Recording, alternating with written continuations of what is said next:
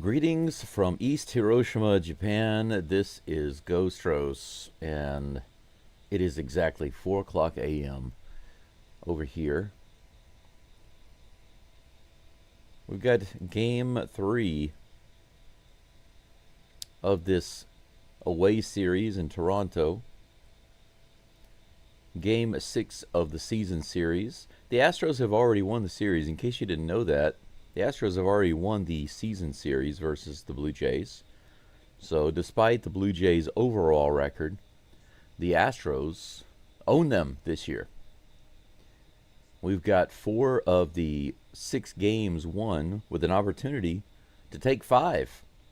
We've only lost 1 so far to these dirty Bluebirds. I think that's something to be proud of, at least. Even though we need the extra wins right now, it's nice to know that we have owned them overall, right? Of course, right now the division race is so tight. Ron, that's a song that I wrote and I produced. 1 second.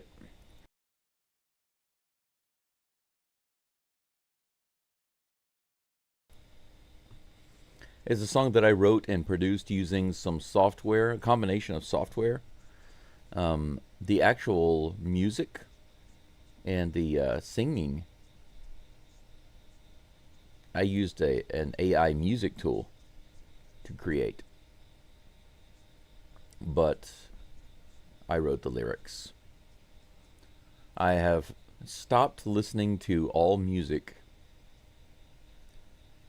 past and present. All mainstream music, I've stopped listening to all of it. I just listen to my own music now. The reason is because I can control the lyrics. So, there you go. But thank you. I'm glad you like the song. I like it too. Yeah, Mark says Seattle won in 13 innings yesterday. Yeah, it's like we can't even get these other teams. We can't even buy. We can't even pay these other teams to win right now. Seattle's starting to get a little hot. I'm not going to say that they are hot, but just a little hot at the right time, right, Mark? Yeah, Ron, actually, I've been asked about that a few times, and what I'm planning to do is make it available with some other songs. Occasionally, I have some other songs I use on the channel. And I'm going to make them available together as a download. But you can be looking for that. Whenever I do make them available, I'll be putting it into the live chat, and I'll have a link below the video. So as soon as I'm able to do that, you'll be finding out about it. And you'll be able to download it. So just be looking for it. As long as you're following my live streams, following the channel, you'll have an opportunity to download it. So just hang in there. Hang in there. The lineup for the Astros today. I'm so tired of this music. This MLB music. This green together thing. I'm tired of hearing this music. They play it way too much. Jeremy Pena leading it off today, followed by Yordan Alvarez. Alvarez is in the DH spot today. He's not in the field. Carlos Correa batting third. Jose Altuve in the cleanup spot, playing second base. Jesus Sanchez batting fifth in right field. Yainer Diaz is catching today, batting sixth. Christian Walker batting seventh at first base. So they switched Walker and Diaz today. Instead of going Walker-Diaz, it's Diaz-Walker. And tell me how this makes any sense at all. They put Taylor Trammell batting eighth. They had the opportunity to break up Diaz and Walker, but instead we get Diaz and Walker back to back. And then Trammell 8th. He's in left field. And finally, rounding out the order is Mauricio Dubon in center field.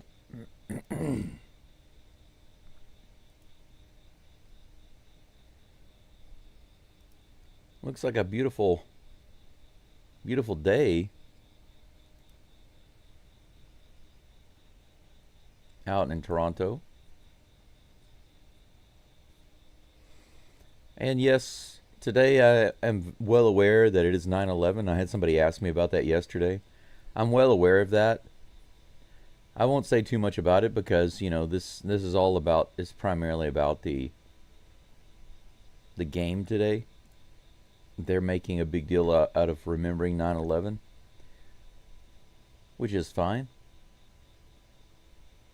I just wish that we could get more truth about what happened on 9/11 because they covered up a lot of stuff. And another tragedy happened yesterday. For those of you, some of you might know that. If you are familiar with Charlie Kirk, he was shot and killed yesterday. An absolutely horrific, tragic event. And it just so happens that Tucker Carlson has recently come out with a series examining 9/11. The 9/11, I guess you could say, not necessarily cover-up, which I do believe absolutely there was a cover-up, but that's beside the point. The point is that the 9/11 report is incomplete. It omitted many things, very important things. And he decided to do a series to dig into it and ask questions. And I commend him for that. I don't know if anything will become of it, but it sure would be nice if we could get some truth about some of the things that happened that they never explained, because Building 7 was never in the 9/11 Commission report, even though it fell down. It was demolished with bombs. They brought it down with bombs. And nobody ever talks about that. So let's, as we remember the victims of 9/11, let's hope they can get justice through truth. First pitch to Pena is in there for strike one. It's 0-1. Mark coming in with the Nostradamus prediction. Here's the next toss from Gossman. 95 in the bottom of the zone. So Pena decides, you know what? I'm not going to swing early. And he takes 2 strikes. Good job. Wow. Pena's average has dropped so much, and he's now below 300. He's batting .299. Next pitch. Below the zone. 1 ball, 2 strikes. Yes, Mark. The Submariners are like cockroaches. They're like those dirty lobsters. They are the roaches of the sea. Here comes a 1-2 pitch. And Jeremy Pena strikes out. Swing and a miss on the splitter. So takes a strike, takes a strike, takes a ball, swing and a miss. Way to start. That's our leadoff guy right there. Good job, Flash. You can do better. And that brings up Yordan Alvarez, baby. He takes a strike on the first pitch, 84 miles an hour. So the Astros decide to start taking first pitches. And they're right in the zone.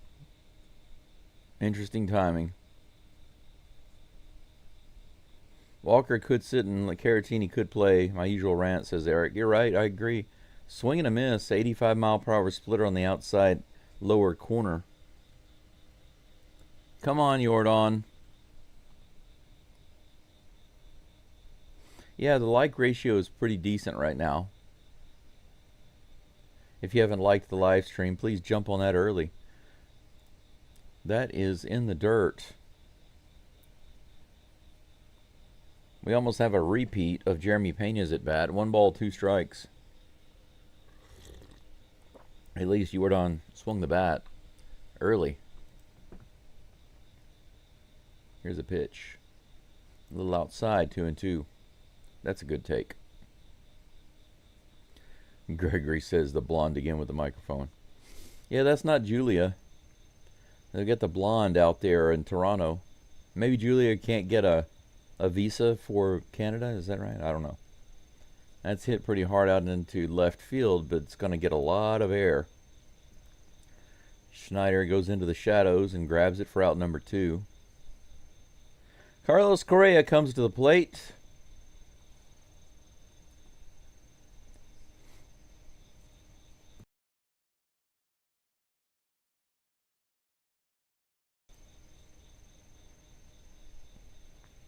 You know what's pretty interesting about the off-season considerations? The NBA schedule is really light compared to the MLB schedule, right? Here's the toss. Correa decides to go after the first pitch, but it's not in the zone. Swing and a miss, strike 1. The Astros kill me, man. They kill me. First pitch in the zone, they take it. First pitch out of the zone, swing and a miss. Here's the 0-1 pitch. That's right in there, and he takes that one. Come on, Correa. You've had some big hits the past couple of days. The Astros, I believe, have had hits in the first inning past 2 days in a row. We need another one. Here's the 0-2. That's a strike 3 called. He's standing there arguing with him. Be quiet, Correa. Go sit down. Don't argue with that. That's a strike, fool. Go sit down, my friend. Amigo, chill.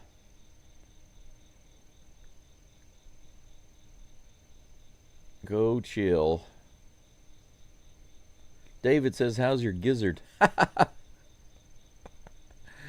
Oh, man. I haven't heard that word in such a long time. It's funny how there are a lot of words and vocabulary that I don't hear anywhere except here in this chat. That's just because I'm in Japan. When I go out during the day, the only English I hear is very basic. Typically it's 98% Japanese. But my gizzard is okay today. Thank you for asking, David. I appreciate that. Trust me, you don't want my gizzard, DeLine. Toronto Blonde versus Houston Redhead.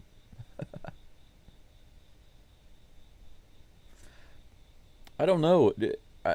Is that Blonde just like an MLB affiliate for Toronto? Gregory? Because this is Space City Network, isn't it? Or maybe not. Maybe it's not. Oh, it's MLB Network. So I guess she's just the reporter, the on-field reporter for MLB Network, I guess. But she's talking with the Space City Network guys. It's kind of confusing how they work together. But anyway. Javi's on the mound. Let's wish him nothing but the best. We need him to stay healthy and good. Eric, I've never heard anything about only Yakuza driving American cars. That's high and outside. But it can't be true because otherwise there's a ton of Yakuza in Japan. I mean, there aren't nearly as many American cars as there are Japanese cars. That's true. Japan is like more than 90% Japanese cars. But they do have some American cars. Up and in. 2 balls and no strikes.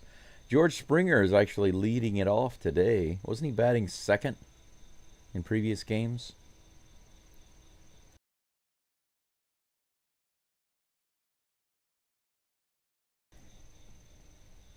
Here comes the next pitch. Little tapper on a check swing. It might be trouble. Javier gets a throw over to first base, and Walker can't handle it. Javier did a really good job of actually getting that ball and throwing it over to first base. I don't think he threw it that hard. I don't know why Walker couldn't catch it. And there's that gold glove in action. Surprised Walker didn't catch that one. Ah, it bounced off the grass. I mean, it was a big bounce off the grass. Yeah, it went way up. Walker's looking at his glove like his glove broke. Look at him. The ball goes off to the left and he looks at his glove like, what's wrong with my glove? The ball did not go in. What is the problem? What appears to be the issue? Springer is going to be on first base. And that'll be considered a hit. No outs. Runner on first. 1 ball, no strikes to Nathan Lukes. Here comes the next toss. That's dead center. Strike 1. 1-1 is the count.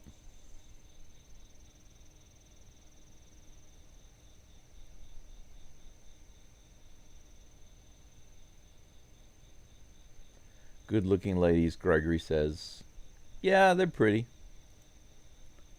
This is hit hard to left field. Trammell is back. He's going to have to get it off the wall. That's probably going to score a run. Springer's being waved around.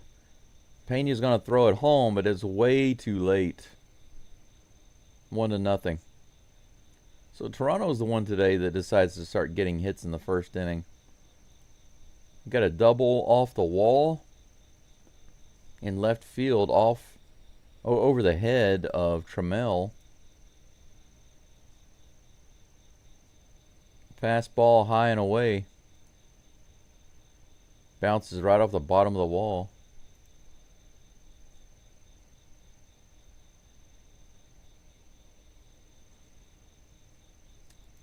Yeah, if Walker had made that catch at first base, we wouldn't have given up a run just now. But it might not matter. We'll see.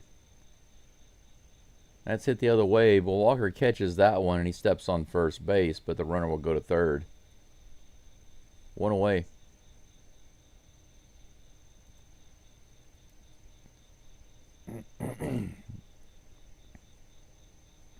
I was able to modify my layout a little bit so that the text was bigger. The balls, strikes, the outs, the runners on base. Now the runners on base might get a little jumbled. I've got to figure out how to space that out a little bit. But the score is bigger. The text is bigger for a lot of things. I think the batter and the batting stats text, they're bigger. 1 ball, no strikes to Addison Barger. Here comes the next pitch. Bottom of the zone, strike 1. 1-1. Hey, Pete.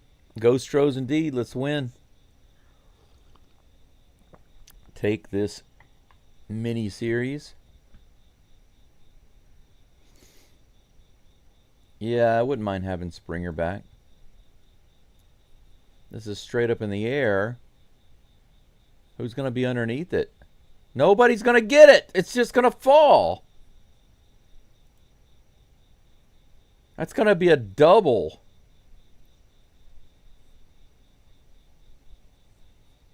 Sanchez was running all the way in, but Pena didn't see the ball.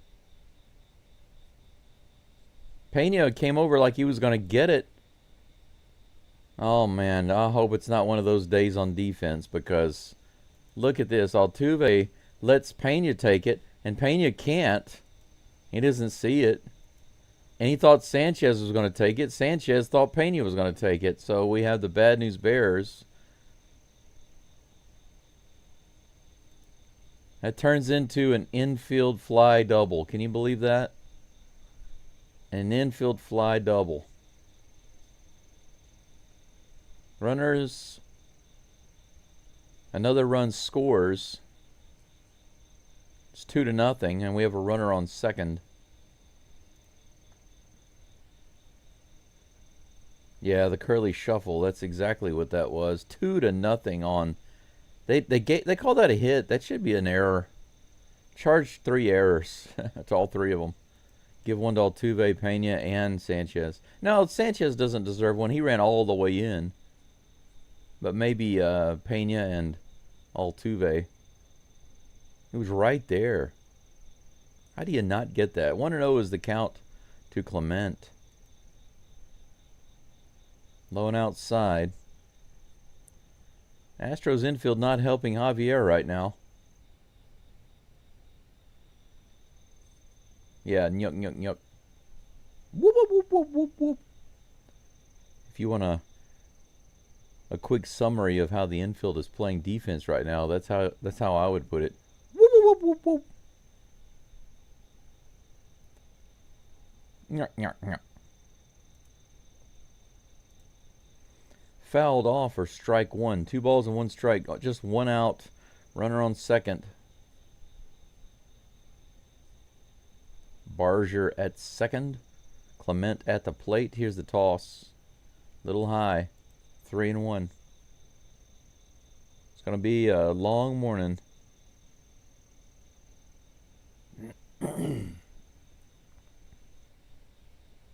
Yeah, that play was definitely not his fault. Here's the toss. That's hit hard to left field. That might be gone. We'll see. No, Trammell's underneath it, thank goodness. He catches it at the track. Barger is tagging, but he goes back. Trammell's throw is good to over to third base, so Barger has to go back to second. Out number 2. Man, that was a dangerous hit. Thankfully, it died.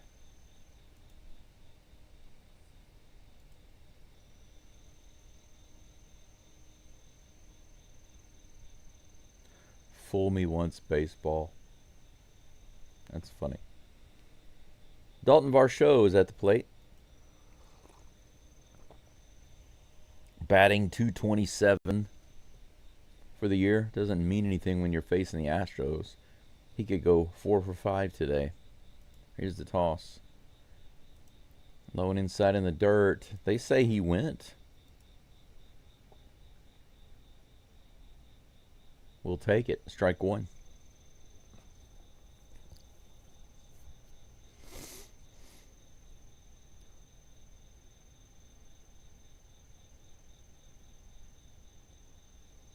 Here's the pitch.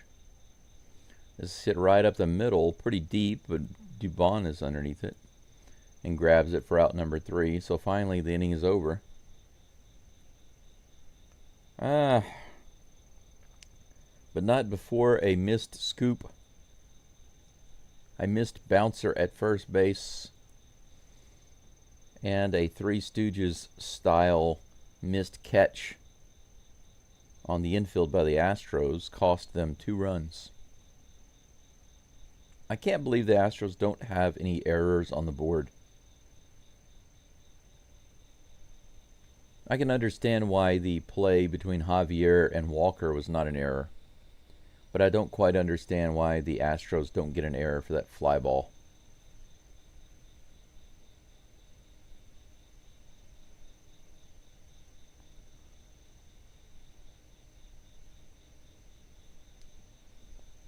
Maybe they could call that fielder's indifference.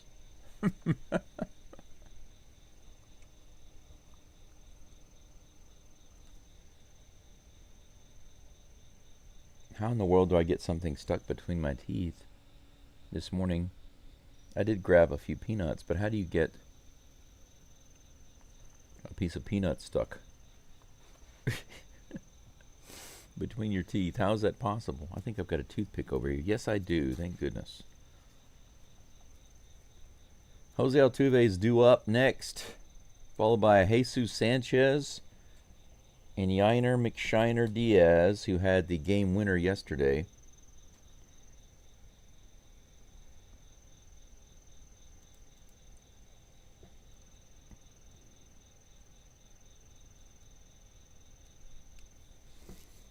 Let's see what they can get done here.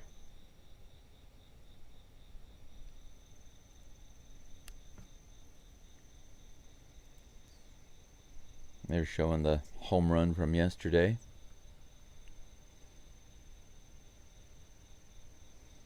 First pitch to Altuve from Gausman is on the way.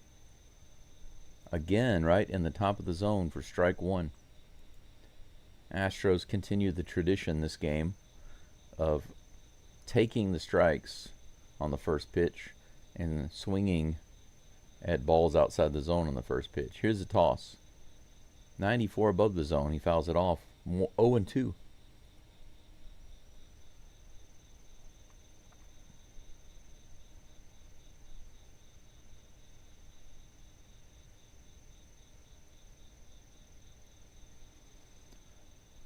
The 0-2 count. Here comes the toss.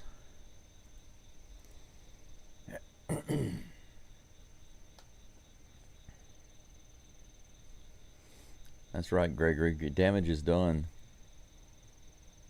We need 3. Let's get them early. 46 people watching right now. If you haven't liked the live stream, I appreciate you doing so. That's inside. Altuve takes it. 1 ball, 2 strikes.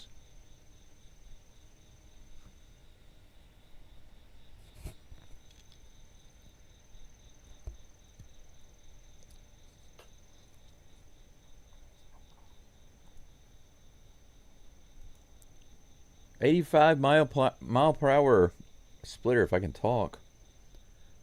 Below the zone, 2-2. Altuve doesn't chase.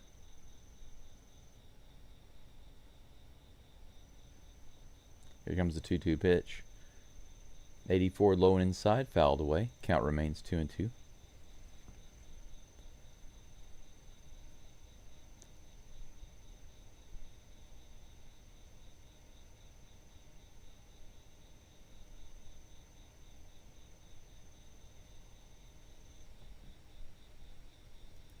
Here comes the 2-2 pitch. That's popped up over on the right side. Is it going to be in play? Yes, it is. Guerrero Jr., the first baseman, will put it away, and Altuve is retired. 1 down.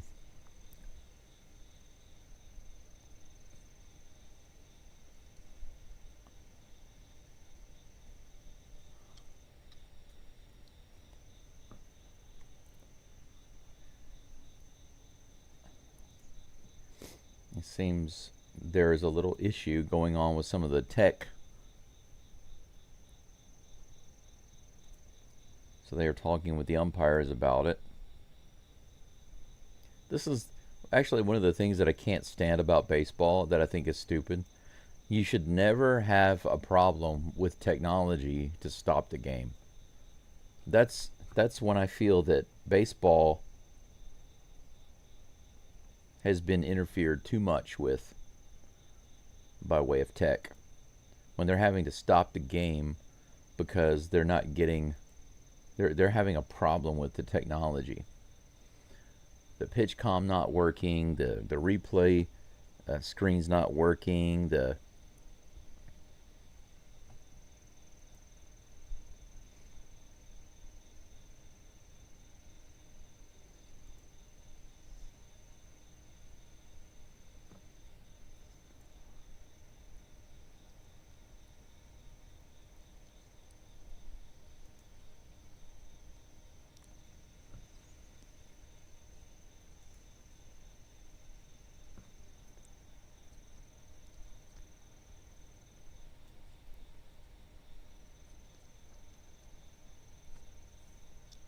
okay. They're having trouble with the replay.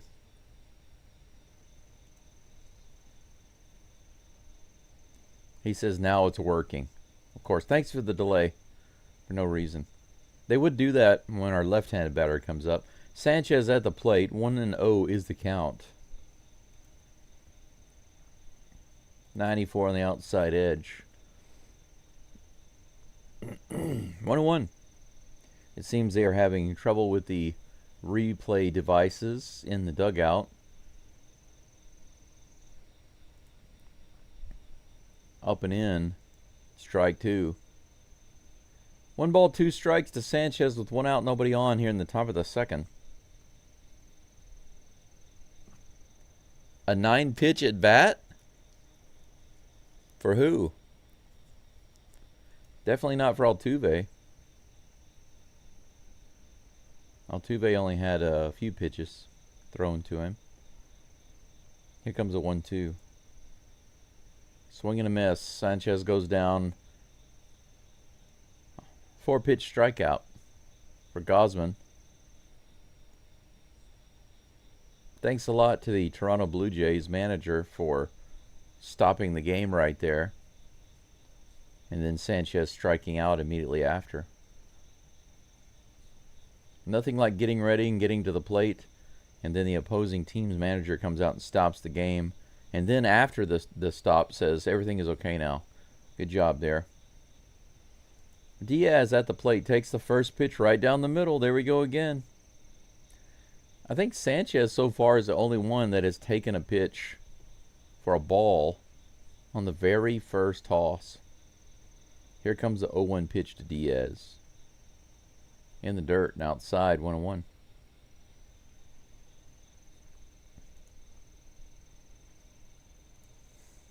I'll cut Yiner a little bit of slack, though, since he had the game winner yesterday. Here comes the pitch, the 1-1. He grounds that one to the third base side. Should be an easy throw. He barely gets it over there in time. He delayed a little bit, but he gets him. Diaz goes down, and the Astros are 3 up and 3 down again in the second inning. Nothing doing for the Astros so far. 2-0. The Bluebirds. Davis Schneider, the Toronto Blue Jays adult baseball player, will be up in just a moment, followed by Tyner Heineman and Andres Jimenez. That toothpick was just what I needed. My teeth are feeling happier now. Yep. For those of you who are listening in, I appreciate you being here today. I expect that it will probably be a slow day. I know that it's Thursday afternoon, right? Thursday afternoon for many of you. Maybe this game, even though the game is important, it doesn't matter actually who we're playing today. What matters is that we get the win, because that's the important thing. We really need the win today. But regardless, maybe many Astros fans just aren't as interested today. Anything going on with the scoreboard? Yeah, nothing important going on really until later on. Mariners are playing the Angels, but that doesn't start for 6 more hours. Wow, that's a late game right there. Most of you will probably be asleep, right? By the time that game starts. Tigers and the Yankees will start 4 hours later. Yeah, that's pretty much it. Javier is back on the mound warming up. For those of you who are working today and listening in, Atsukare sama desu means thank you for your hard work. Mark says nothing like leading off the next inning with Walker. Yeah, we get to end the inning with Diaz, and we'll start it with Walker. But the good news is we won't have any outs and nobody on, so he can only get one out at the most, right? He can't double off or end a rally. That's probably good. Maybe that's what we should do with Walker. If we bat him first, there's no way he can get a double play in the very first inning, right? But we don't score in the first anyway. Let's put him ninth. Let's just put him in the ninth slot. Bring Doobie up. This is hit deep to left field. Trammell is back to the wall, and it's gone. Yeah, there's no room. It's into the back of the bullpen. That's 3-0. So the adult baseball player for the Blue Jays hits an adult-sized home run.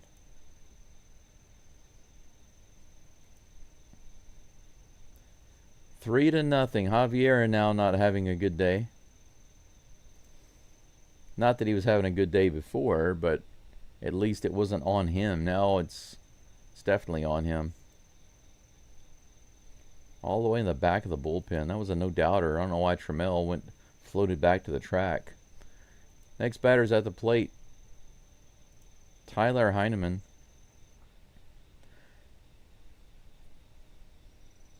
It's in there for strike one.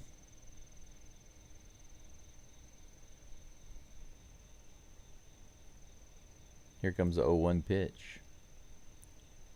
Fouled off down the first baseline, 0-2. No outs, nobody on. 2 runs in the first for the Blue Jays. 1 run so far in the second. 4 hits. No hits for the Astros.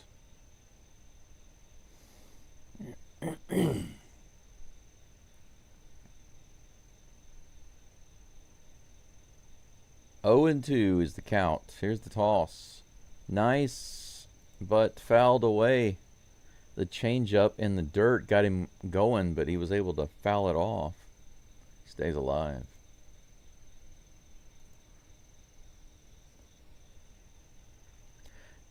How are you guys and gals feeling about the Texans' chances for playoffs this year? I think their last game was heavily disappointing. Based on what everybody was saying before the game, it seemed like they should have done much better. Fouled off down the first base side again. The count remains 0-2.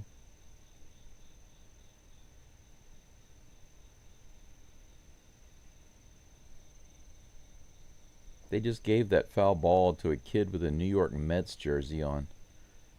Why in the world are you wearing a Mets jersey at this game? That's high. Ball 1, 1-2. Well, Mark, you're right. You're right now. I mean, you're not wrong yet. So we'll see if you get it right, Nostradamus. Wow, that's crushed to right field, but foul. Upper decker. Way up there. Count remains 1-2.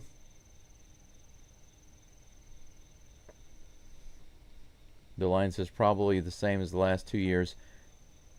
DeLine, let me ask you a question about C.J. Stroud. Swing and a miss. Javier picks up a K. That's his first. Swing and a miss on that changeup. This time perfectly placed. Instead of in the dirt. Puts it right below the zone. He can't get that one. It's funny, the one in the dirt he was able to foul off, and he's not able to get a hold of that one. 1 down. Andre Jimenez at the plate. Low and inside. Ball 1. I'll get to that question about C.J. Stroud in just a second. Eric says, it seems like Altuve's all messed up in the head. He's a mess at the plate, on the base paths, and he was in the middle of that bad defensive mess. I wonder if he's getting too much time off, or too much off time. You wonder if he's getting too much off time? I don't know what you're talking about. He's been in almost every single game. Yesterday he got most of the game off, and then he was brought in later on. The count's 2-0. Here's a pitch. Swing and a miss. Do you mean off time from infield or field duty? Is that what you're talking about? Because he's been in the game constantly. He's overworked, I think, actually. I think he's mentally, I guess you could say emotionally, and physically tired right now. I think that he needs like a mini vacation. That's the way I feel. He needs a reset. Nice changeup again. 2 balls and 2 strikes on that one.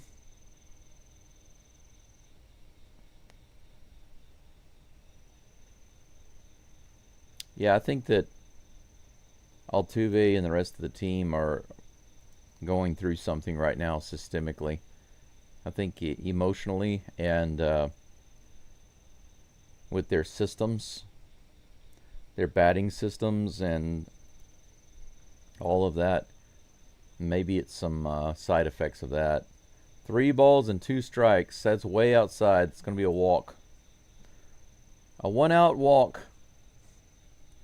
We'll have a runner on first with George Springer at the plate with an opportunity to blow the game open, but hopefully Javier can lock it down.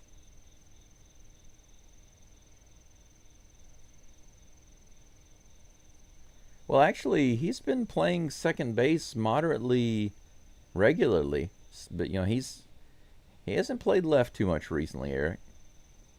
Here's the pitch. Jimenez steals immediately, and they get him at second base. Yiner throws out another runner. Holy cow, he threw out one yesterday. He threw out one today. Maybe this means Yiner's going to get another big hit today, because if Yiner's throwing guys out, he tends to have a good game. A good throw. A good pitch to throw on. Look at that. Nice tag by Pena. Good job. 2 away. We eliminated the base runner. Springer fouls that one down the third baseline. 1-1 is the count. Look at that. Oh, that was Altuve, by the way.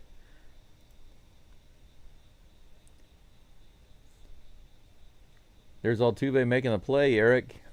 Right in the middle of all kinds of action, making the play, making the tag. So there's your Altuve play for the day. Maybe he'll make some more. It's only the second. Great tag there by Altuve. 2 balls and 1 strike now to Springer. Here comes the 2-1 pitch. I said way up in the air. Wow. Springer looked like a big man-child right there. Altuve's underneath that one. It looks like they're having trouble with that ball up there. I guess it's the sun. That sky up there is completely bright blue, but Altuve does find it and puts it away. So 2 good plays back-to-back by Altuve.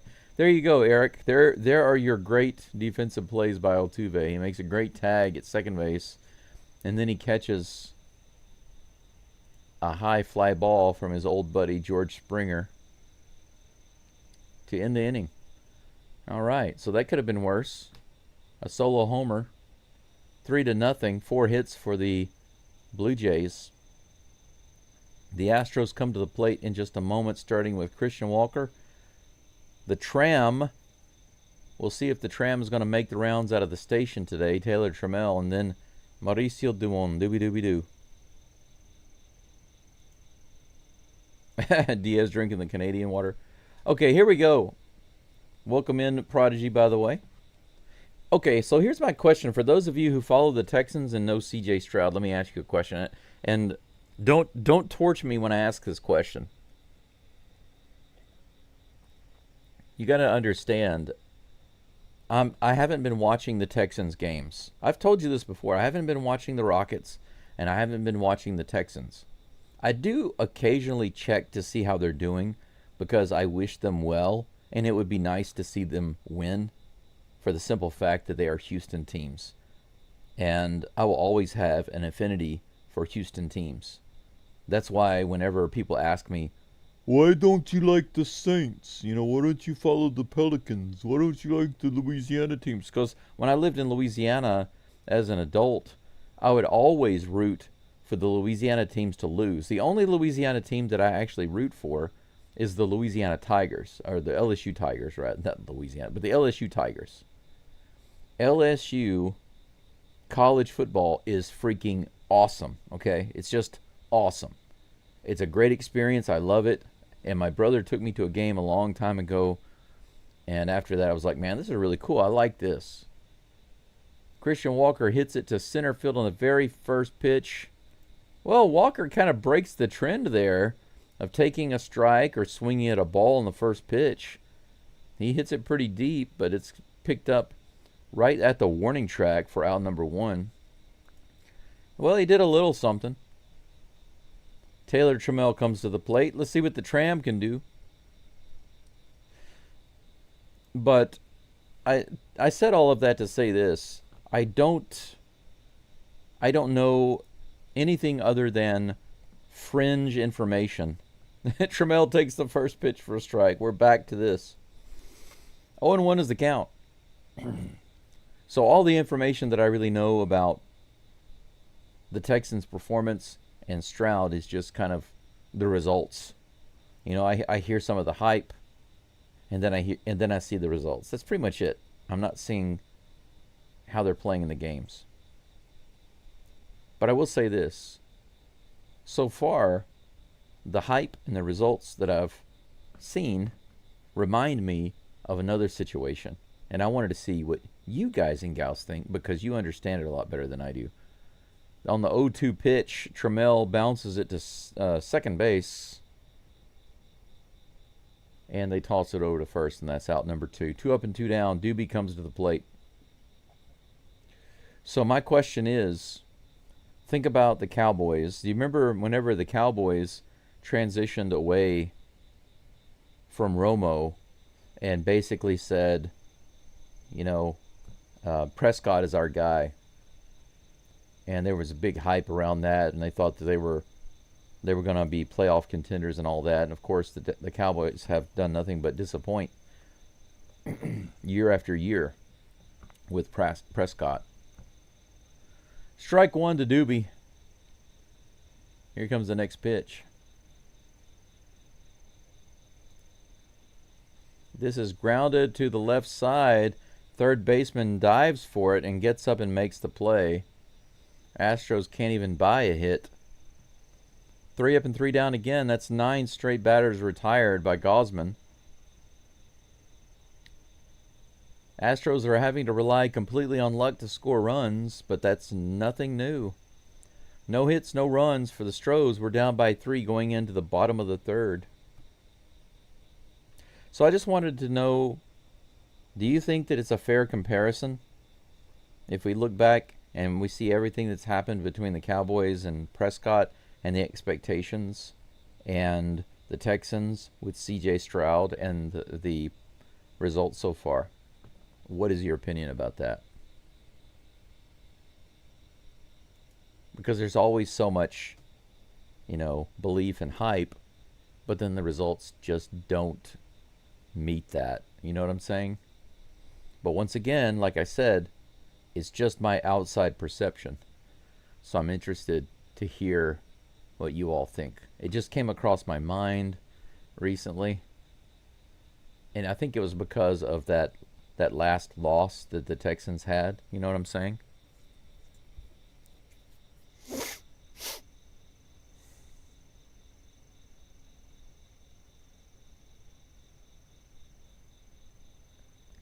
Prodigy, take that, baseball bat. You're referring to George Springer. Yeah, him just being a man child. Just like a big baby. Eric says Oakland had the worst sky during the early afternoon. Guys are always losing the balls. I mean, I can understand it. I've played a lot of baseball, and I can understand losing it. But the key on the infield, and I was an infielder, okay? I played outfield, but very rarely. I played 99.9% infield. And I can tell you this, the key to not losing the ball is having your eye on the ball as soon as it's hit. If you're watching the ball off the bat, all the way up into the sky, the only way that you should lose it is if it goes directly into the sun. But I used to wear some really nice dark sunglasses, so that didn't even really bother me. I figured out real fast how helpful those sunglasses were. My dad used to complain about how dark my sunglasses were. He didn't like that he couldn't see my eyes. 1-1. That's ripped out to the right side, but foul. 1-2 is the count. Nathan Luke's back at the plate. He's 1 for 1 today.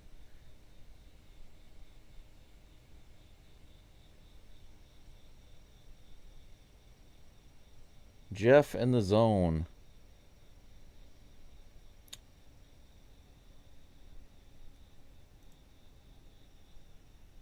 That's ripped foul down the first base line. Again, the count remains 1-2. I don't know, Jeff. Who do you want the Astros to play in the playoffs? Mark says Stroud is a good QB, but offensive line is not as good as they thought it was going to be. Here's the pitch. This is grounded down the first baseline. Walker is able to take it himself, and that's out number 1.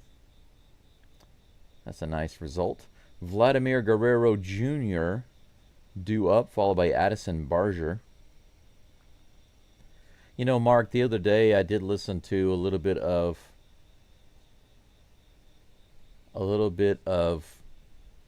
discussion regarding the performance the other day. And I heard a few different people mention that he wasn't getting protection. But then some other guy said that that was just an excuse. So it seemed like the opinion was divided. Some people were saying, more protection, better offensive line. And other people were saying, that's just an excuse. Here comes a 1-0 pitch to Guerrero. That's hit up the middle, and that'll be down for another hit.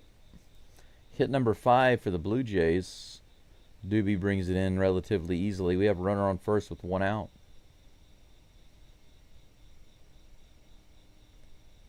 The Yankees or Blue Jays?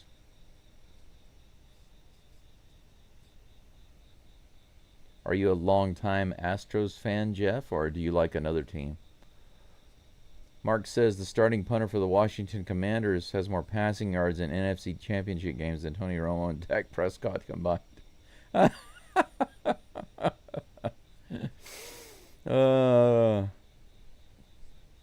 That's funny. Jose Altuve probably has more home runs in postseason games than Tony Romo and Prescott have in passing yards combined. 1-0 to Barger. Below the zone. 1-1.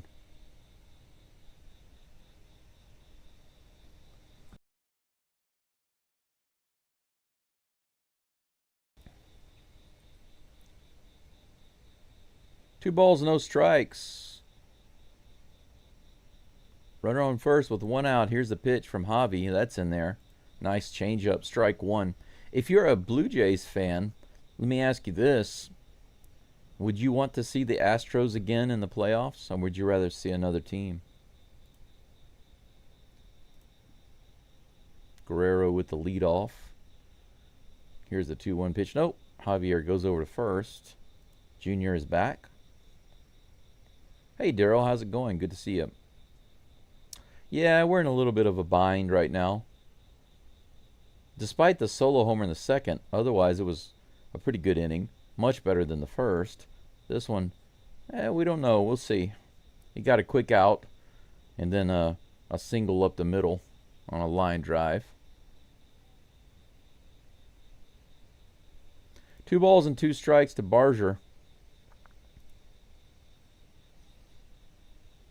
Pena with the chops. Runner on first, 1 out, 2 balls, 2 strikes. Barger at the plate. Here's the pitch from Javi. Javi Lavi. Hey, there we go. You want to go shopping at Javi Lavi? Javi Lavi. That's funny. I crack myself up. I don't need friends. I don't need a companion or a partner.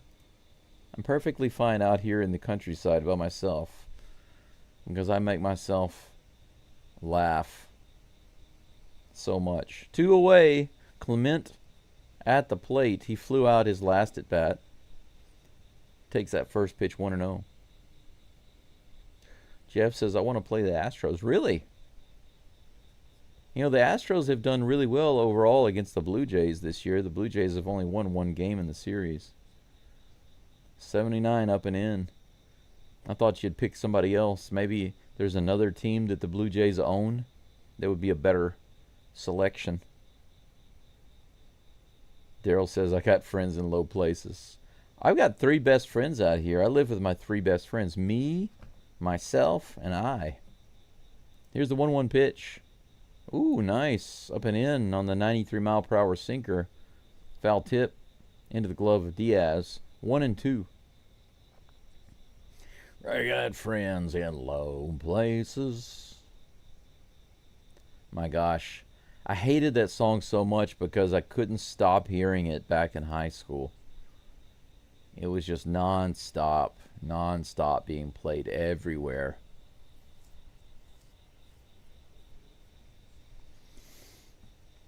I could probably make a collection of songs.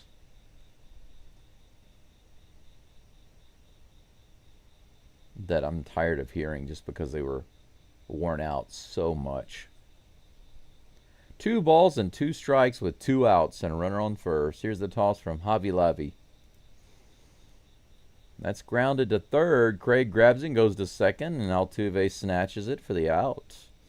All right, three outs, 4 up, 1 hit.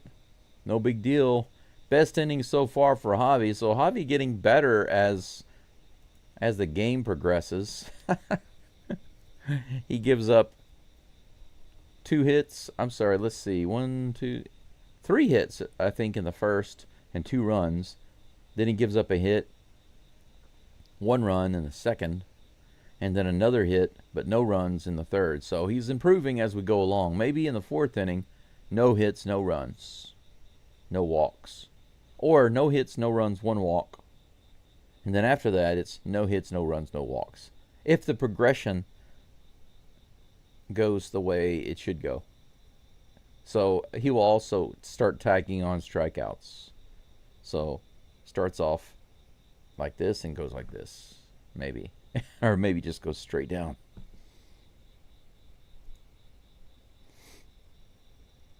Well, I'll tell you what, whiskey and beer definitely doesn't chase your blues away. I've always thought that was funny. It's ironic because it's the opposite of the truth. Alcohol is a depressant. It doesn't make it go away. It just makes you get deeper into your depression. Deeper into your sadness. Let's see here. We are done with 3 innings. The Astros are down by 3 runs. 5 hits for the Blue Jays. Nothing going on for the Astros. I hope all of you are having a wonderful day wherever you are. I know some of you are listening from Asia, some from Europe, some even from South America, and all over North America. I've got listeners all over the freaking place. By the way, after doing my research yesterday about the NBA and NFL games, I realized something. That's a swing and a miss. Pena finally goes after a pitch kind of in the zone, low and outside, but it was a strike. Just couldn't get the bat on it. 0-1 is the count. Come on, Flash, we need you. We need you to get it.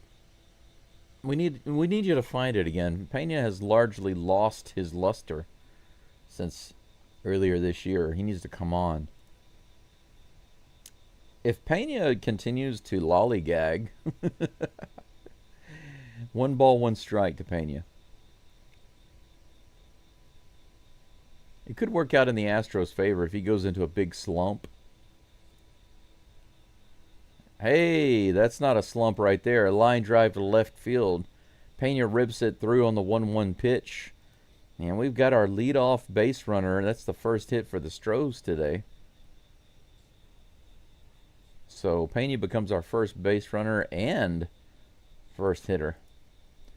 But if Pena doesn't do well for the rest of the season, if he went into a massive slump, maybe that would make him become a discount. And we could sign him to a long contract. It'd be a short-term disappointment, maybe a long-term gain. 94 right in there, but fouled off by Alvarez. Come on, Yordan. Your daddy. And then we will have a little bit of South Korea. Here comes the 0-1 pitch. That one's popped up on the infield on the left side. Barger is over, and he puts it away, and that's out number 1.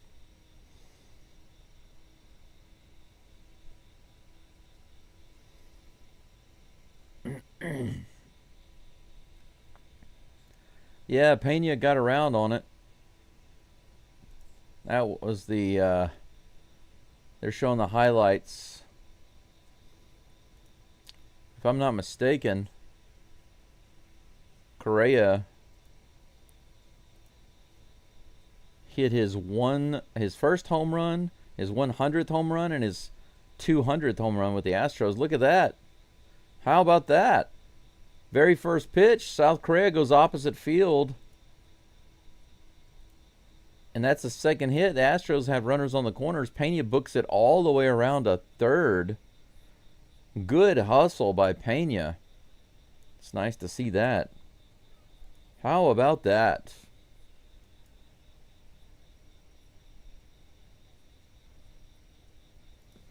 That brings up Altuve. Big day for Jose Altuve. Let's make it happen.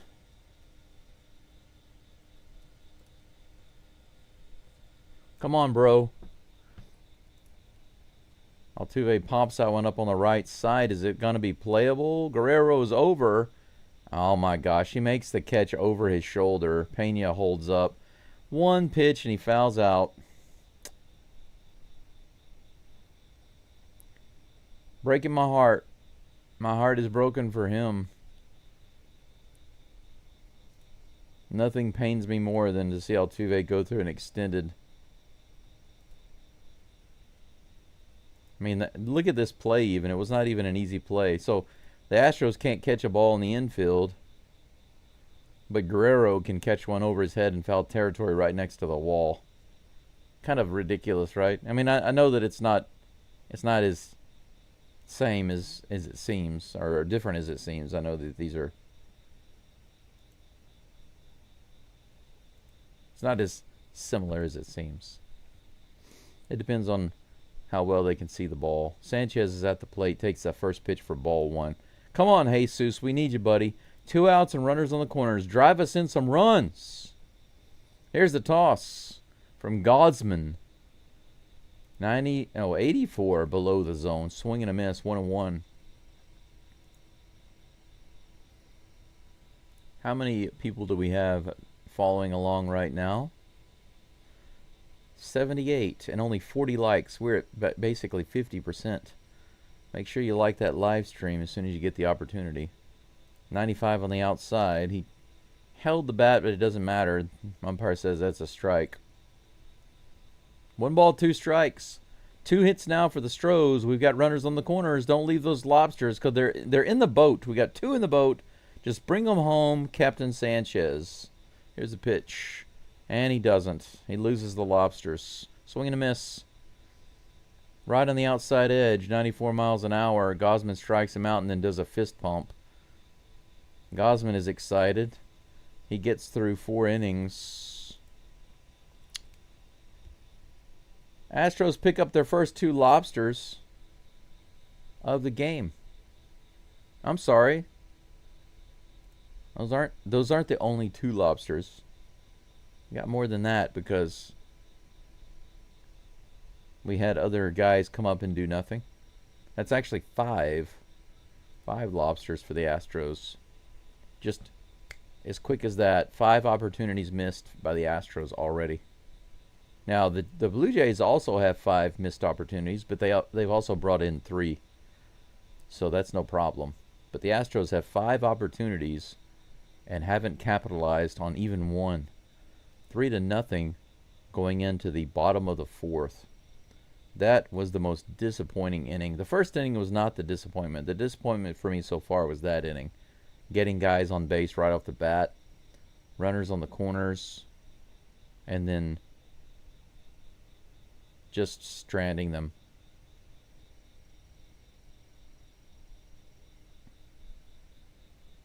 Dalton Varsho is due up in just a moment, followed by Davis Schneider and Tyler Heineman. Schneider had a solo home run earlier.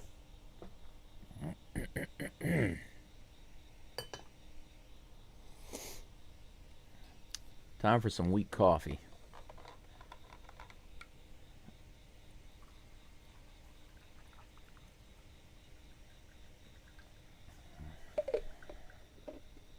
So let me switch the topic just a little bit. Compared to the Texans, how do you feel about the Rockets' chances of a championship? Several weeks ago, many weeks ago, before the Astros really started struggling, people were saying it's a really good year for Houston sports. All 3 teams have a chance to get to the big game, the big series, and the big game.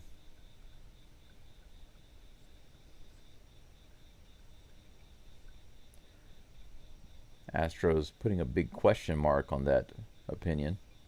But I do wonder about the Rockets' chances. That's high and outside. It seems that many people have expressed some positivity about the Rockets. Here comes the 1-0 pitch to Varsho. That's hit out into right field. Is that going to be playable? No, it's going to be off the wall. It'll be a double. He's going to try for 3. Here's the throw. All the way to third, but not in time.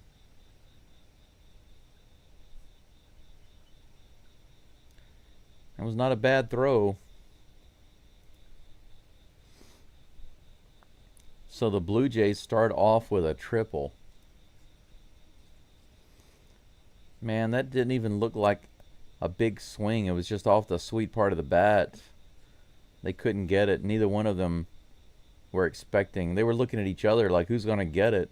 It bounces off the wall and over the head of Dubon. I think if Dubon had backed up and played it off the wall, then there's no way Varsho would have gotten to third.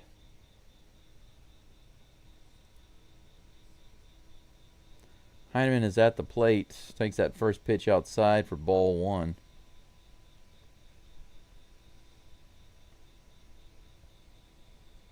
Runner on third, no outs. Bottom of the 4th. So much for Javier getting better as the game goes along. 92 below the zone, 2-0.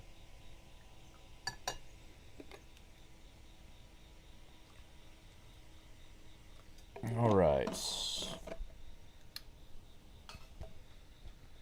2-0 pitch. On the way. That's hit really hard out to left field, but way up high. Trammell is underneath it, and he grabs it. That's going to be a tag. Trammell throws home, but he'll score easily on the tag. 4-0. Sacrifice fly. Schneider picks up another RBI today. 1 solo homer and 1 fly to left field. Just deep enough. Explain to me, though, how is it he's able to hit it halfway out to left field? And it's enough for him to tag from third and go home. But yesterday, there was a ball hit all the way to the wall in right field, and our runner didn't tag to go to third. I don't understand that. I'm a little confused. Have you guys ever seen that before? That's a strike. Andres Jimenez is at the plate. 1 out, nobody on. Here's the pitch. Way up high, 1-1. Have you ever seen that in a game where the ball is hit out to right field all the way to the wall and the runner on second base doesn't tag and go to third? Apart from somebody who can't run. I mean, literally can't run. This is hit way up in the air on the infield. Maybe Pena will be able to get that one, and he does. Out number 2. I guess Jake is getting a break. Jake is on break. I wonder if it has something to do with the ball that he fouled off of himself. If you remember, he bounced one off of his foot. Or off of his knee, I think. Is that right? But he went down pretty hard.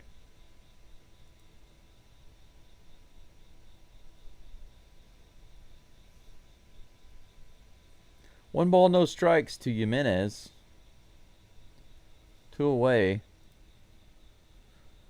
Nice little tapper. Pena grabs it. Lobs it over to first base. No problem. So another run on the board. We're just getting nickel and dimed by the Blue Jays at the plate. 6 hits for those dirty birds. 4 runs. Astros with 2 hits and no runs. Lobster count is 5-5.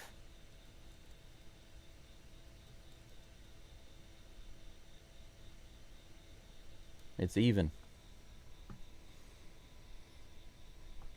Eric says only when Dave Parker was the right fielder. Or maybe Bo Jackson. Maybe if Bo Jackson was the right fielder. Anytime Bo Jackson got the ball, people would pay the price for trying to tag on him.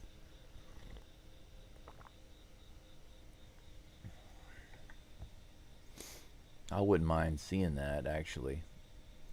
A Bo Jackson throw from home.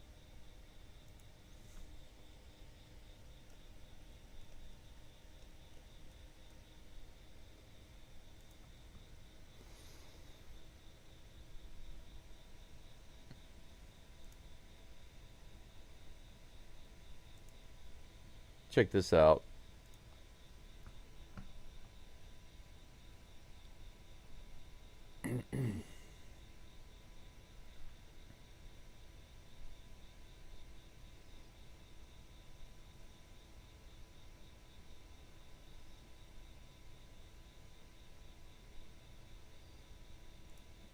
Pretty amazing.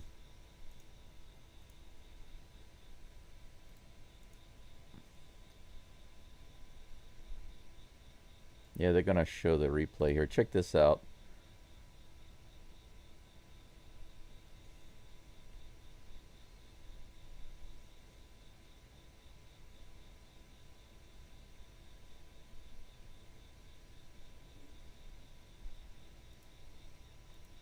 Bo Jackson throwing guys out at home plate.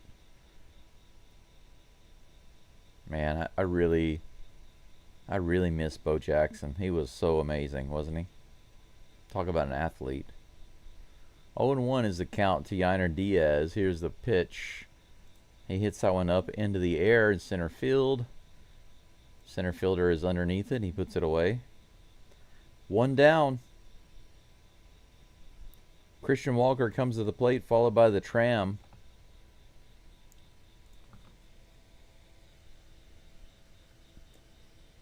Come on, Walker. Do something. Do something, baby.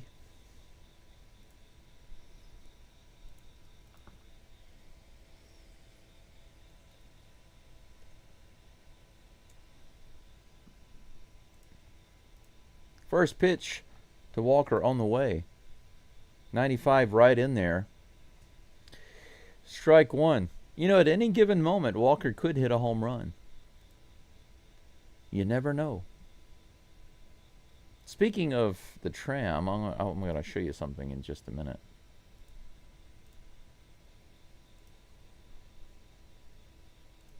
Next pitch is a little low. 1 ball, 1 strike to Christian Walker.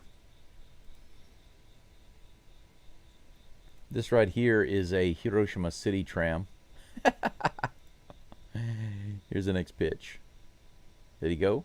Low and outside, they say he did. That's strike 2. 1-2 is the count. 84 mile per hour splitter on the outside. Gets him to go around just enough. Just enough. By the way, I have compiled the results from the contest quiz, the 1,000 subscriber contest quiz, and I have the top 4 winners. I have a few ties, so it's possible that I might send out a couple of extra postcards because I don't want to necessarily choose between several people who tied, you know what I'm saying? Here's the toss. Hey, oh no. Line drive ripped down the third base line, but caught by Barger at third base. 94.4 miles an hour. Man, his glove was like glue right there. Like a rabbit jumping up there. That would have been a double for sure. You're right, shoot. Some runs sure would be nice. All right, you know who's at the plate right now? It's the Tram, baby. Come on, pull the Tram out of the station and send it around. Let's make the rounds. 0-1 is the count. Here's the toss. He fouls it off. 0-2. Daryl, I'm not sure I want bases loaded. I want the runs. And I don't mean those runs. I mean scores. Oh, we got the farmer's dog in the background there. I wish Old Dog were here. I'd say, hey, look, Old Dog, it's the farmer's dog. Tram fouls it off and stays alive. Astros trying to do something, but just keep hitting it to where fielders are. Here's the 0-2 pitch. This is hit hard into center field, but it's going to be playable. He puts it away no problem for out number 3. So the Tram goes back into the station. The Tram is not picking up any passengers today, or at least not right now. Maybe next inning, or a couple of innings later. We'll see. 5 innings down for the Astros at the plate. 2 hits, 5 lobsters. 5 lobsters lost. They caught them and then couldn't bring them home. 6 hits for the Blue Jays, 4 runs. Statistically speaking, I would guess that the Astros have about a 5% chance of winning this game. David White, you are officially blocked on this channel. Congratulations.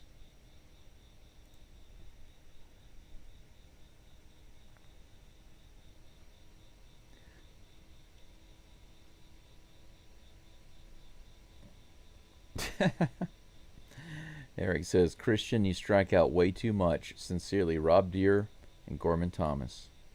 Hey, but look at the bright side. Look at the bright side. This game, Walker hasn't struck out at all. He has been hitting the ball. Just been flying out and lining out. He kind of got robbed in that line drive, to be honest. But you are right. He does strike out way too much. Yeah, Marduk, it's good to see you. And in case you ask about the Lobsters, we're tied up 5-5.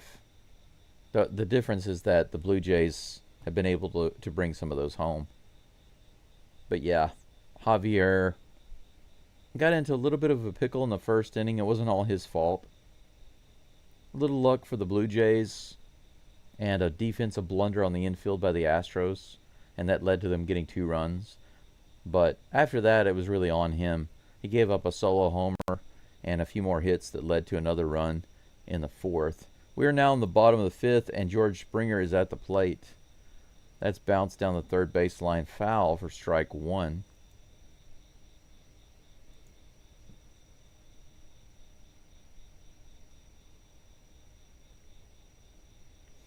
My guess is that Gregory, I think Myers, Sanchez, and Doobie are all under contract, so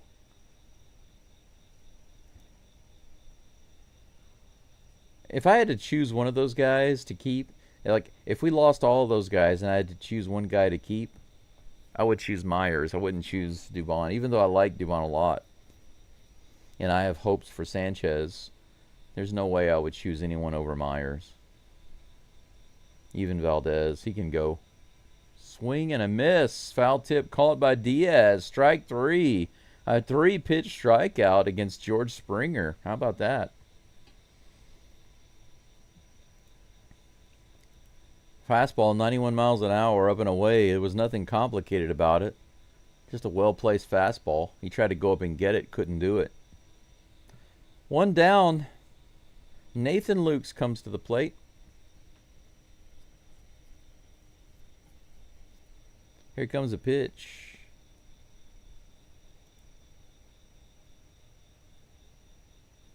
Strike 1. Nathan Lukes. More like Nathan Strikes. 0-1 count. With 1 out, nobody on. Here's the toss. He rips that one down the first baseline. I tried to say first and third together. I said third. The third baseline. We hit down the third baseline. I always give myself a pass when the sun is not up.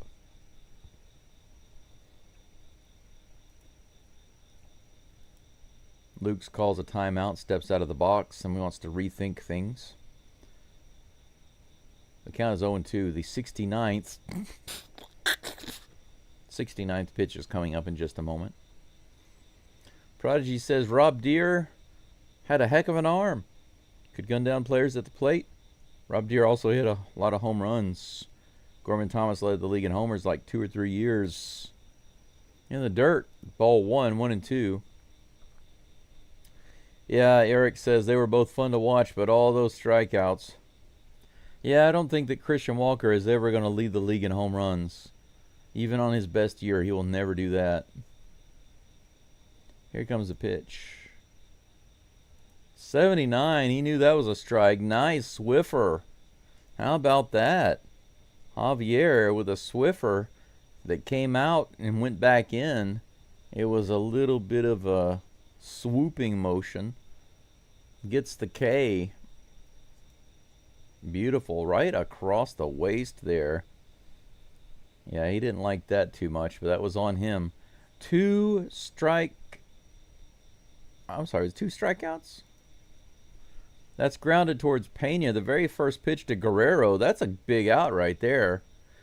Guerrero in the very first pitch grounds it to Pena. That's out number 3. 3 up and 3 down for Javi. We're done with 5. 4-0 Blue Jays. Astros have 4 more innings to do something at the plate. Are they going to do it? I don't have a coin here. I need a coin to toss. Your guess is as good as mine.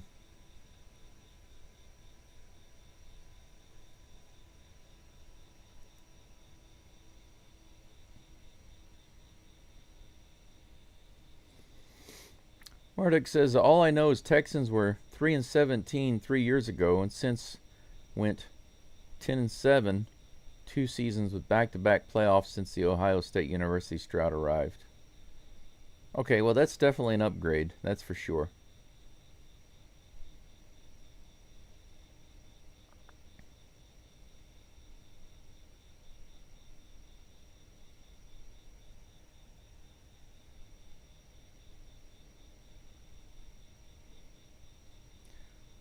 Walker for Springer. You know, if Walker has Walker ever gotten 35 home runs in a year? I'd be surprised. I think that would be like the maximum that he could ever get.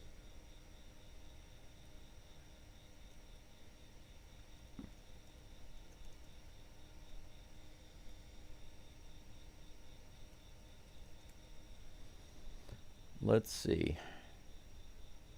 Oh, yeah, he had 36 home runs with the D-backs. Okay, so that's about right. I thought 35 would be like the maximum that he would get in a year. He got 36 with the Diamondbacks 1 year. I see. Let's go back and take a look at some historical records here.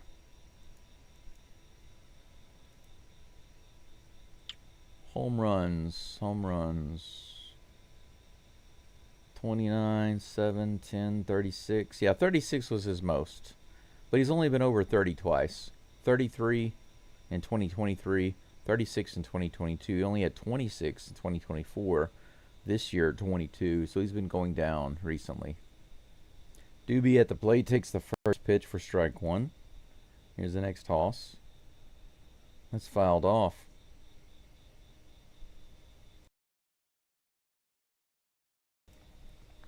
Oh, and 2 to the Doobster.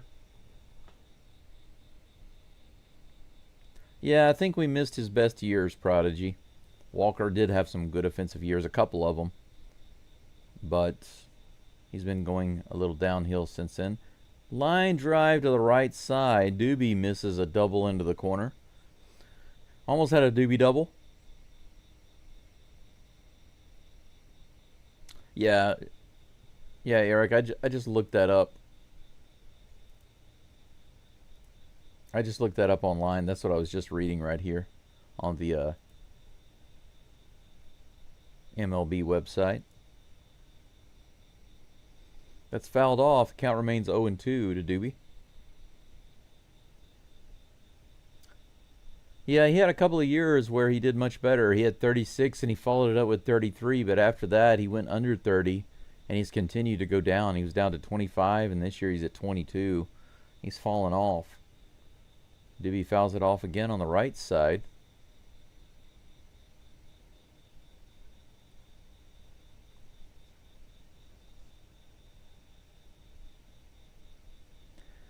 Pitch number 60 coming up for Gausman in just a moment. Doobie doesn't have any balls yet, but he's been fouling them off, so he's doing his best at the plate. Catcher wants to have a little meeting on the mound with Gausman right quick. That was quick.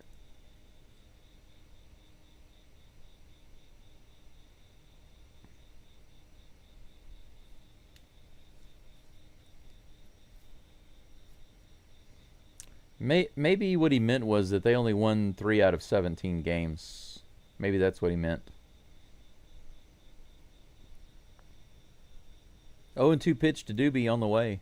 Low and outside, just barely misses. 1-2, good take.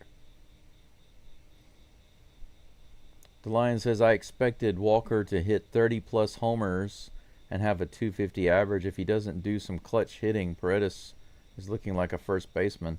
I support that. Here's the pitch. This is grounded to short, and Jimenez throws it to first for out number 1. So Doobie gave it his best try. He swung it, nothing but strikes. He fouled them off like crazy. Took a ball and then grounded out. Close but no cigar. You know how baseball is about that. Close doesn't matter. The Flash is at the plate. He had a really nice single earlier, and he was stranded at third, along with another base runner. 84-mile-per-hour slider. Swings too early. Fouls it down the third baseline.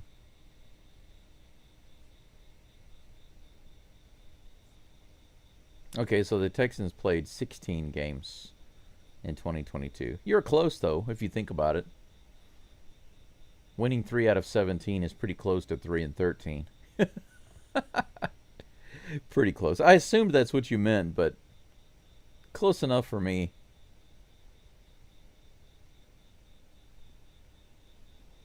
Too far inside, almost got Pena's belt.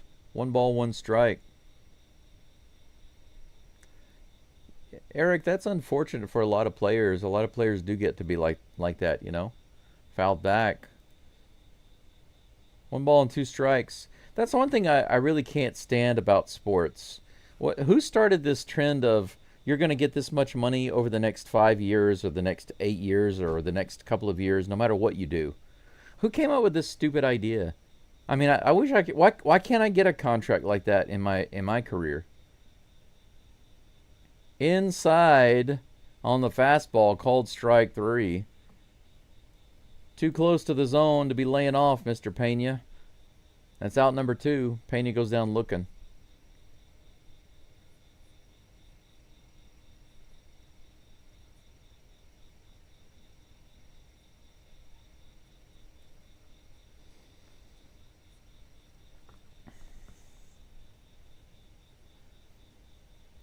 First pitch to Alvarez on the way.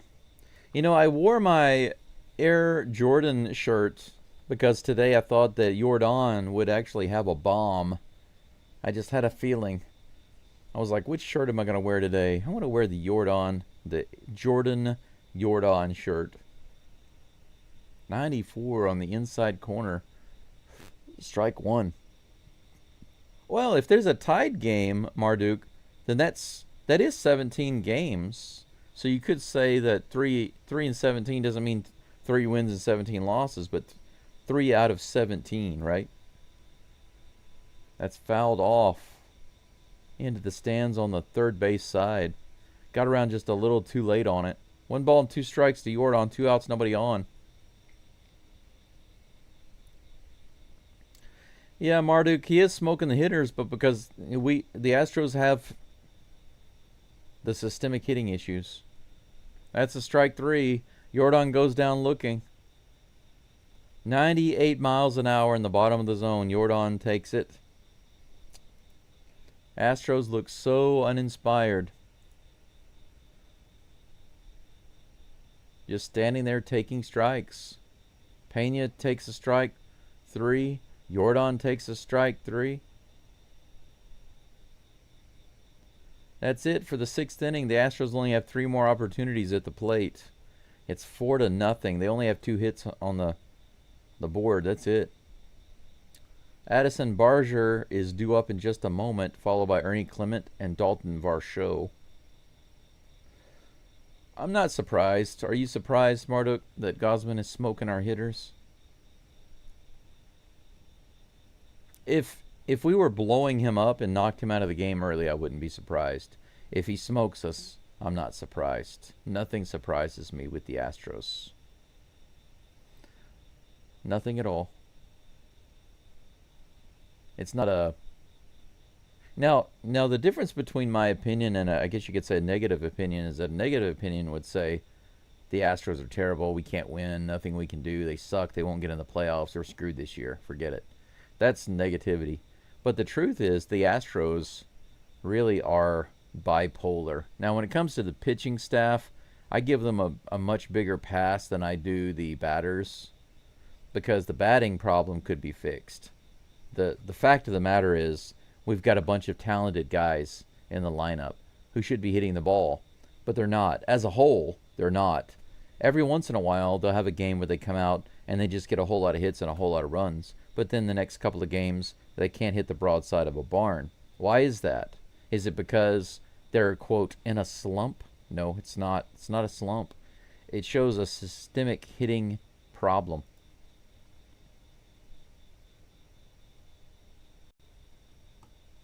There is a major problem in Houston with their batting systems and their practice systems. Barger lines that one hard to the right field side. He was unloading on that one. Foul ball for strike 1.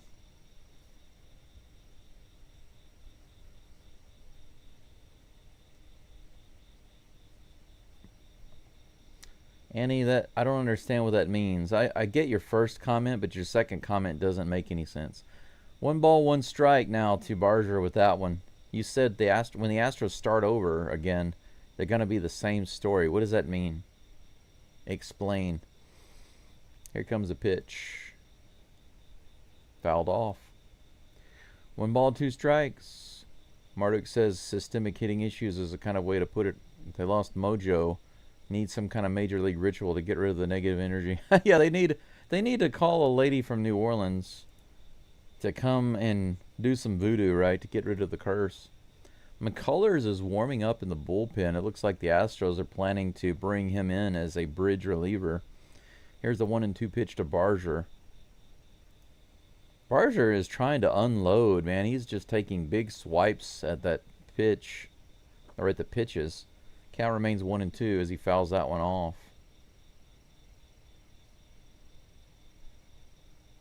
Yeah, Sam, you're right. Gausman is not a bad pitcher. But, you know, that doesn't really matter to the Astros bats. What matters is luck. The Astros come out sometimes. It doesn't matter who's on the mound.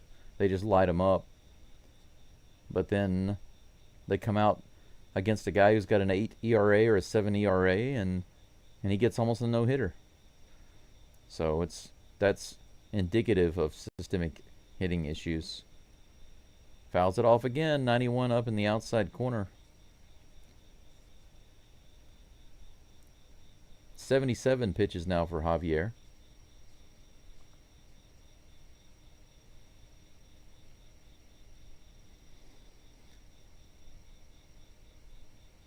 Annie, congratulations, you are blocked from this channel. Here's a pitch.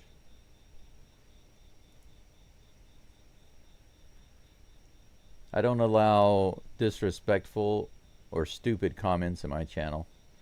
Just so if you want to know why you were blocked, if you really don't know why you were blocked from the channel, there you go. Now you know. Here's the pitch. Outside. It's pretty funny that people come in here and subscribe and wait 10 minutes just to start dropping comments. Like they really think I'm going to let them get away with that. Do they think that I'm just going to let them hang out in the chat and say stupid things? Retards. Ground ball to Javier. He hops up and grabs it and tosses it over to first. That was a big out because Barger kept swinging for the fences at that at bat. That's two people I've had to block. Yeah, Paul. You know what, Paul? For that comment, I'm going to put you in timeout for 10 seconds. Congratulations, Paul. You just earned yourself a 10-second timeout.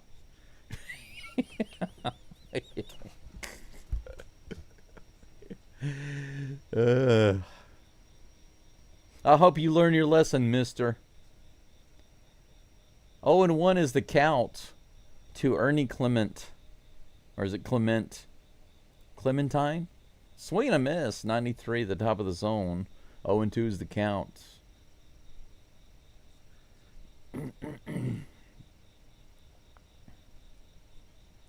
Yeah, Eric, see, that's the bipolar nature of the Astros. Eric says, I thought it was really going to turn around after that 11-0 win against the Rangers. Swing and a miss. Strikeout on 3 pitches for Javi. They said Clement rarely strikes out. That's a big whiff right there, especially on a 3-pitch count. Boom, baby. Hey, baby. 2 down, nobody on. Be nice if Javier had a quiet 6th inning as he's going out of the game. He's up to 84 pitches right now. That's fouled off. He's facing Dalton Varsho. But yeah, Eric, as far as the Astros turning around, just because they have a big game, it doesn't mean anything. Like I said, if they truly just needed to break out of a rut, that's a strike. 77 mile per hour on the knuckle curve, 0-2. If the Astros were just in a rut or needed to just kind of, if they just needed a spark, that's what I hear some people say. They just need a spark. They needed something to spark them. No, they don't. They don't just need a spark.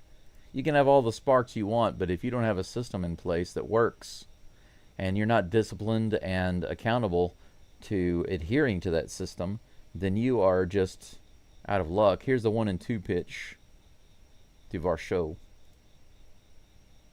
Varsho will go down swinging for a strikeout.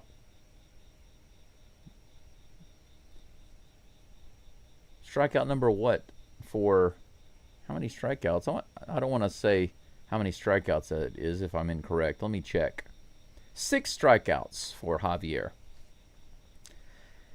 And he has a really nice 6th inning there. And that's not bad.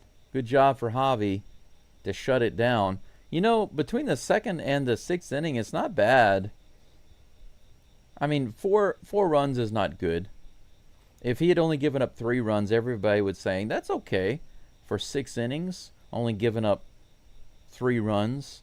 And if you want to look at it in a fair way, you know, if you want to look at it in a fair way, 1 run was not his fault. It was like the fault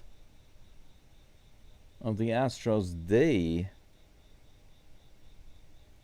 It was the defense. You could say that only 3 of those runs are really on Javier. You could say that. It's easier just to blame him for all of the runs, but that's not really balanced. It's not fair and balanced like Fox News.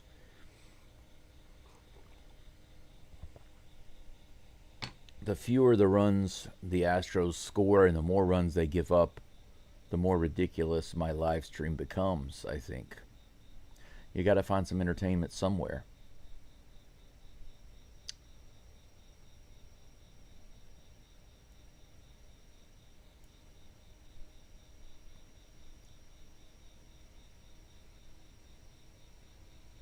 Yeah, Sam Pretty says the R word needs a comeback.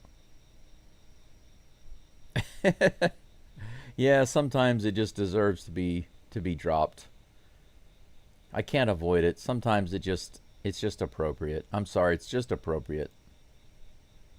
The generation I come from, it's appropriate sometimes.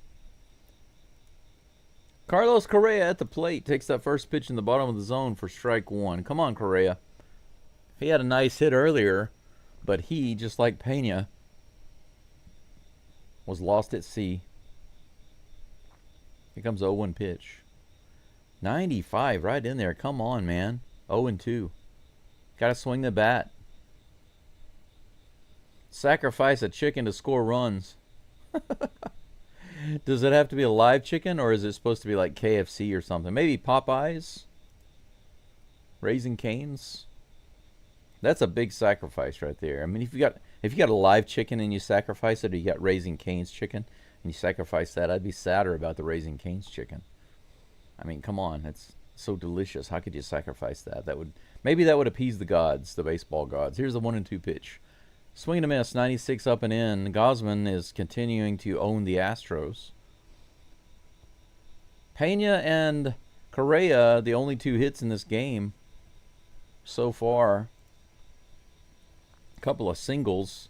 Correa looking like he can't actually hit Gausman at that at bat. 1 down.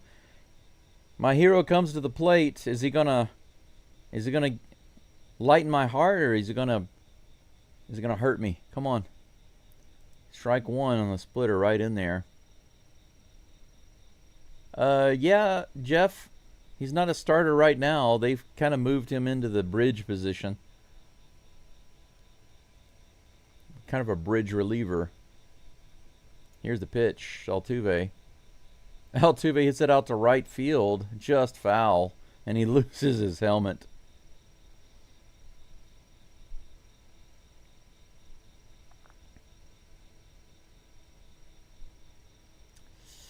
Yeah, Paul, they're trying. They're trying to get something from him. I mean, if he continues to hurt them every time he comes in, they're just going to have to cut their losses. But we'll see. Here's the 0-2 pitch to Altuve. Altuve goes down.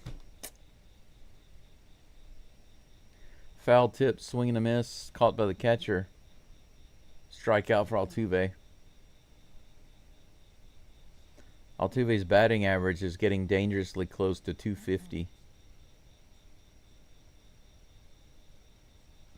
Jesus Sanchez comes to the plate. Come on, buddy Sanchez. Man, he takes a big hack at that first pitch. 95 in the bottom of the zone. Fouls it off. Now Sanchez swinging for the fences.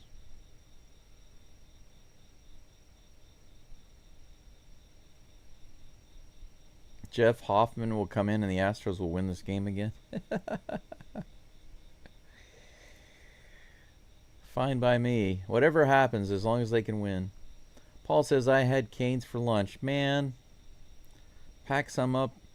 Send it over here. Oh, the sun is starting to come up. What's still raining outside?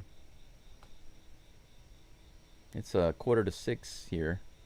This is tapped back to the mound. Gausman is just going to lob it over to first. Jesus goes down, and that's 1, 2, 3. Gausman with like 80 pitches, 64 for strikes. Can you believe that? 80 pitches, 64 in the zone. 64 in the strike zone, and the Astros only have 2 hits. Now think about that. 64 of 80 pitches were in the strike zone box through 7 innings. And the Astros were only able to get 2 hits. Just 2. How many walks? 0. How many hit by pitch? 0.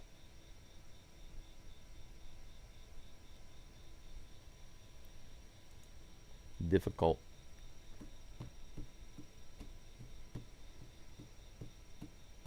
Yeah, Paul, you're right. The sauce is too tasty. And that Texas toast is awesome, too. Even the fries are good. Everything is good. The sweet tea is awesome. Everything in Cane's is too good. Now, I'll even eat the coleslaw, but I'd prefer to have the extra sauce. But everything else is awesome.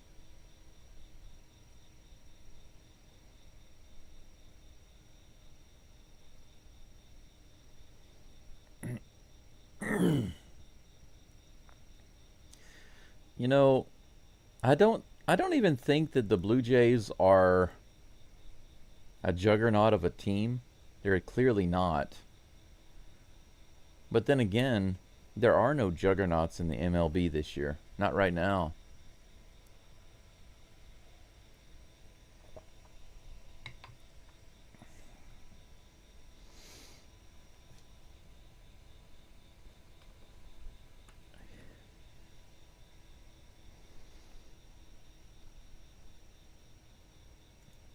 Lance McCullers is in the game. The very first pitch is hit out to left field pretty deep. Trammell's underneath it and puts it away. Davis Schneider was bidding for another homer there on the very first pitch. He tried to get it too far underneath it.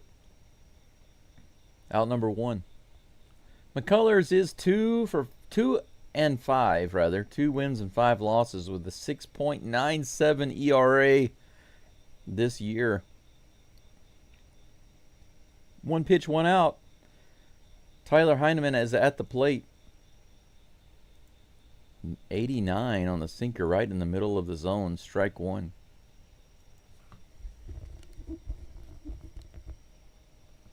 Well, they didn't look too good against what was the Rangers, or I think it was the Rangers that beat them up recently. Or the Mariners, I can't remember. They totally let me down.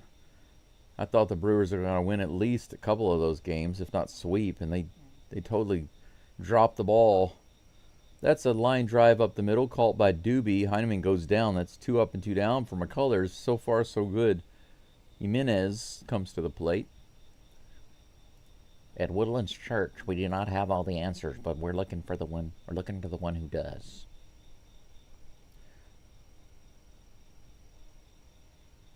But if you're looking to the one who does have all the answers, shouldn't you have all the answers by default? Here's the pitch.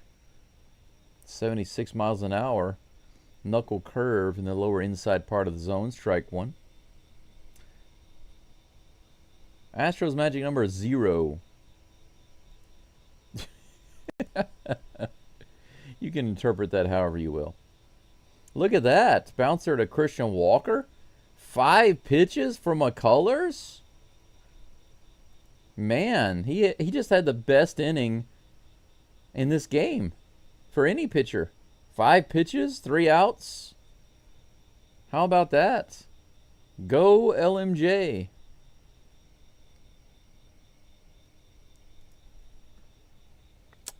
Yeah, Tony, that's right. I thought it was the Rangers, but I kind of wanted to forget about it because I was so disappointed. I thought, all right, they're playing the Brewers. The Brewers will get at least 2 of those. Nope. Of course not. Of course not. We're going into the top of the 8th, guys and gals. If you're an Astros fan, your Astros are down 4-0. We've only got 2 hits on the board, and those happen back-to-back basically in the same inning. Before and after that, the Astros have done absolutely nothing. Not a walk, not a hit by pitch. Nothing. I've got some warnings in my area right now. Weather warnings. Let's take a look. Flood warnings. Heavy rain warnings.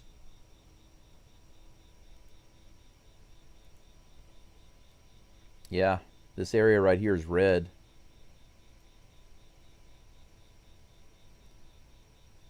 Right in this area here is where I'm at. If you look at the radar, yep. Is it coming towards me? Yeah, it looks like it is. They say it's supposed to lighten up as it gets here, but we'll see.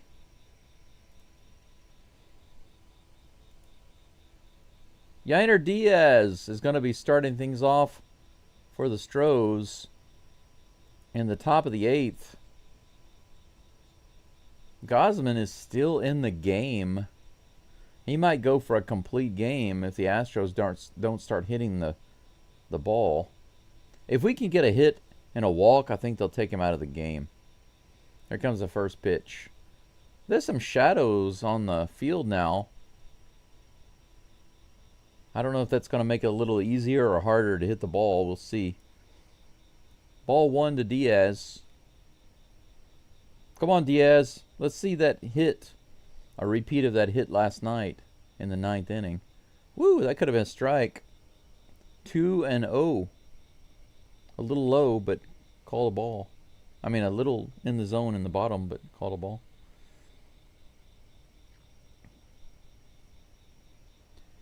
Here's the 2-0. That's in there for a strike. Fastball right down the middle. 2-1. Paul says, I'm torn with the Brewers. On one hand, their fan base has been really kicked around these years, but on the other hand, Bud Selig screwed the Astros over in favor of them several times in the early 2000s. That's grounded to short. He scoops it up and fires over a little low, but manageable by the first baseman, Guerrero. Diaz goes down with another grounder. 1 down. Gausman continues to have cruise control set. You know, as a team and an organization, I wouldn't have any problems with the Brewers going to the World Series and winning it. I'd be happy to see them win it. If the Astros aren't going to win it, I wouldn't mind them winning it. I just don't want to see these big market teams win again, you know what I'm saying? Here's a pitch. That's hit out to right field. Christian Walker looks like he's going to fly out, and he does. First pitch, fly out. That's 3 flyouts, 4 flyouts. 3 for Walker today. He's over 3.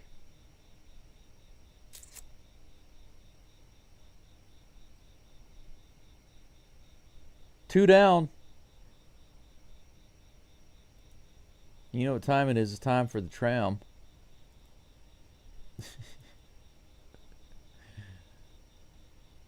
Here comes the first pitch from Gausman. Come on, crank it out, man.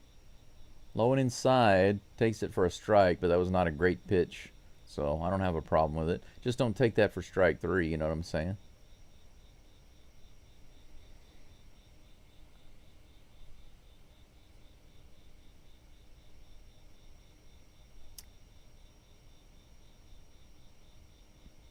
How can he be certain that a new subscriber will drop dumb stuff after 10 minutes as a subscriber? I never said that. When did I say that? I never said that I'm certain that a subscriber will drop dumb stuff after 10 minutes. I never said that.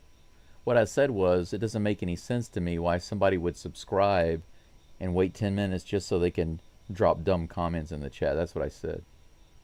Trammell goes down with a strikeout, swing and a miss. Trammell drops the bat in disgust, as he should. Gausman has 8 innings of a shutout going on against the Astros. I'm guessing we're going to see him again in the 9th inning. He might go for the complete game. He doesn't have too many pitches, actually. Astros are making it really easy on him. We sure do miss Paredes right now. If Paredes were in this game, Gausman would have been out in the 6th. Not because he was getting lit up, but because of his pitch count getting high. That's the contribution that Paredes makes. Even if Paredes is not getting hits and RBIs or walks, he's going to be fouling off a lot of pitches and driving up that pitch count. You know what's crazy is I've seen games this year where Isaac Paredes has caused the pitcher to throw to him more than 30 times. Just one pitcher. That's crazy. You're talking about through just a few innings, you know, or a few at-bats. Like 3 at-bats and more than 30 pitches to just Paredes. That is nuts. Talk about wearing a pitcher down. SCHN. I guess you're talking about the Houston network. 77 films. I appreciate the compliment, but I hope you recognize that you misunderstood what I was saying earlier, because that's not what I was saying. I wasn't saying that for certain. I mean, think about that. If I believed that subscribers were going to say dumb comments after 10 minutes, then that means all of the subscribers would be doing that, right? All of the subscribers would be saying dumb comments, and that's obviously not the truth. McCullers is still in the game. Let's see if he can continue his good luck from the last inning.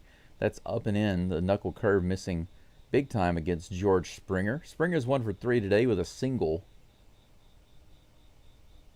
Here's the next pitch. A little inside on that sinker. 2-0.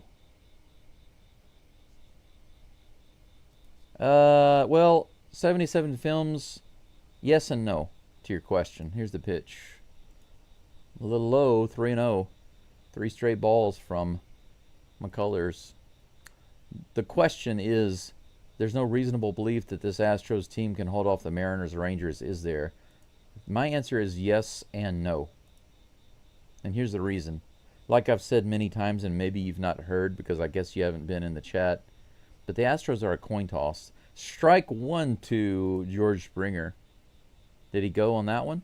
They say he did not go, so that will be ball 4. The 3-1 count, and that last pitch is a walk. That's a 5-pitch walk. Springer's on.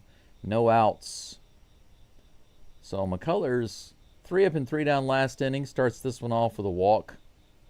Nathan Lukes comes to the plate. Lukes 1 for 3 today, batting .256 overall for the year.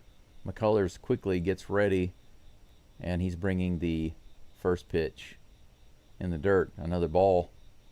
The sinker misses.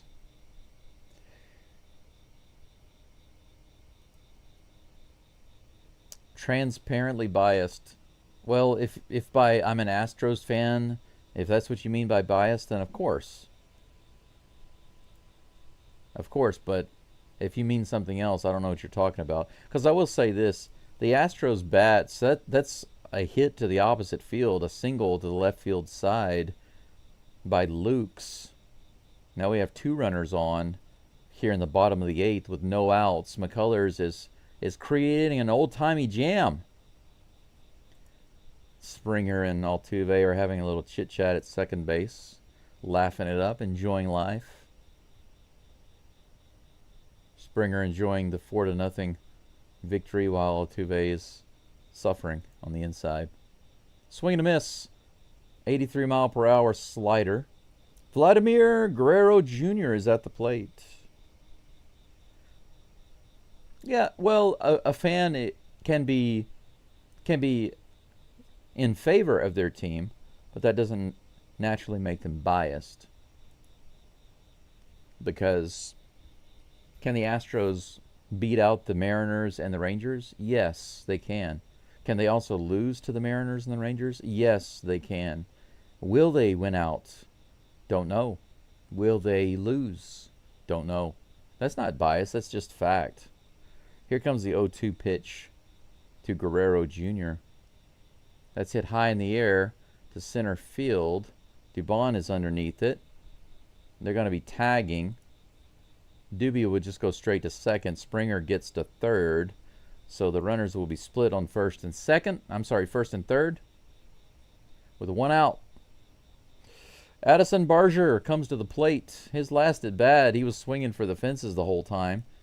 Wound up striking out.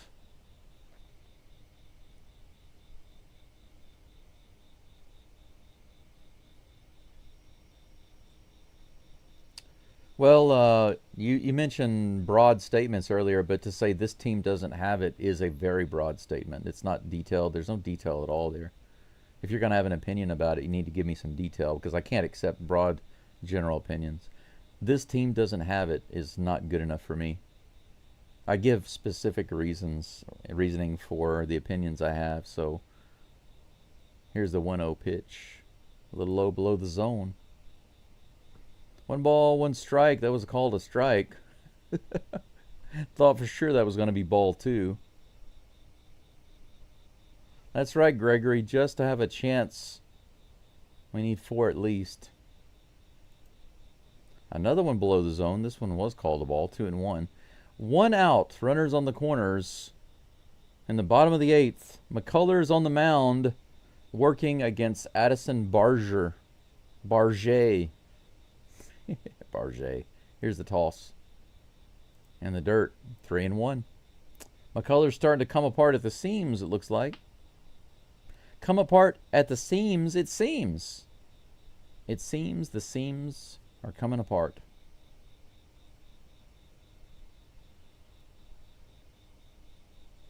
'77 films. Tell me why, though. Tell me why that is.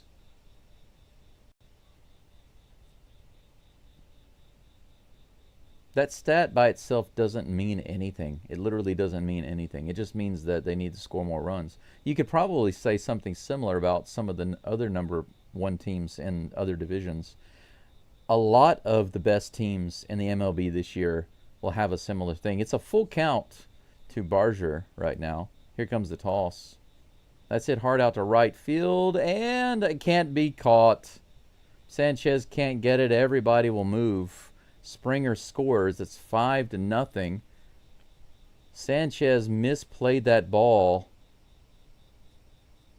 So the Astros start off the game with some defensive questionable plays. And it looks like they're going to wrap the game up with some questionable defensive plays. What in the world happened there? Give me a close-up. I want to see exactly what he did there. He totally misplayed it. I don't know if he had trouble seeing it or not.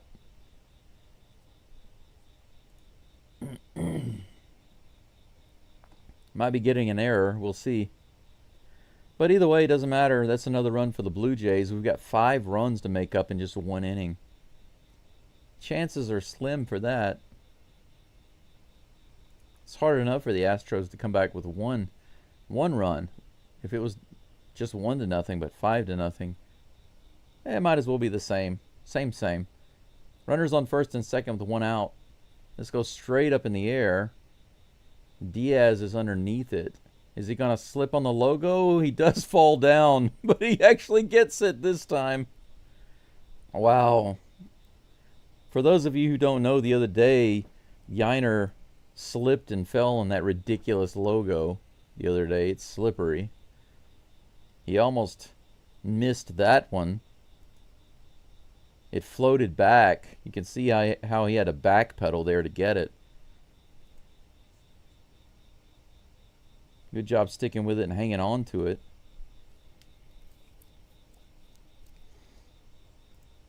Here's the pitch. That's fouled off. Ernie Clement is at the plate. Diaz thought that was pretty funny. 2 away. Runners on first and second. No balls, 1 strike. Here's the pitch to Clement from McCullers. That's lined to the left side, and that's going to score another run.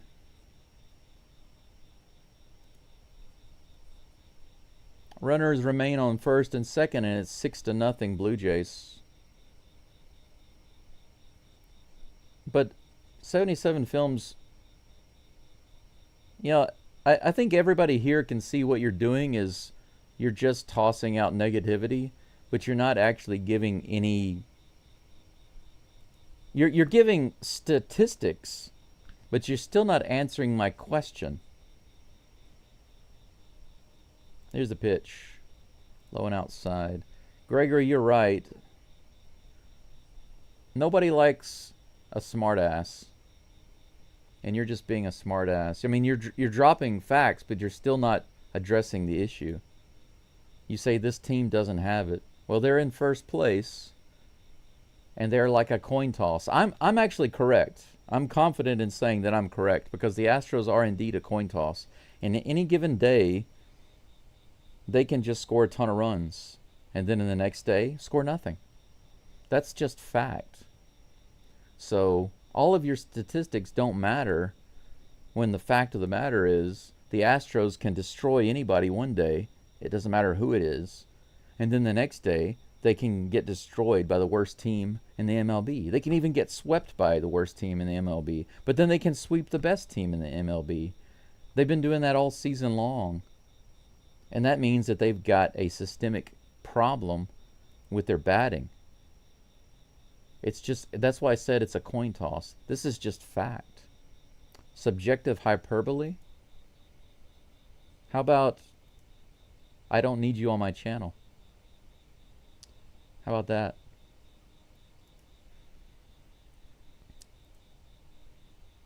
Davis Schneider has a full count now with runners on first and second and 2 outs.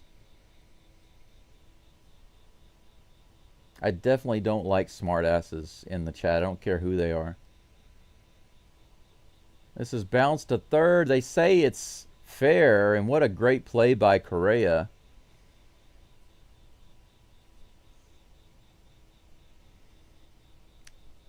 Finally get out of the inning. They finally get out of the inning. But McCullers, once again, in true McCullers style, he starts off so good. He looks great. And then we get the other side of McCullers. Total breakdown. 2 more runs on the board. The Astros are down 6-0. At this point, we might as well accept the loss. But I will say this. It would be nice to have a good inning. Just, you know, come out with something. Get some hits. Score a couple of runs. Do something. You know? It'd be nice to salvage something.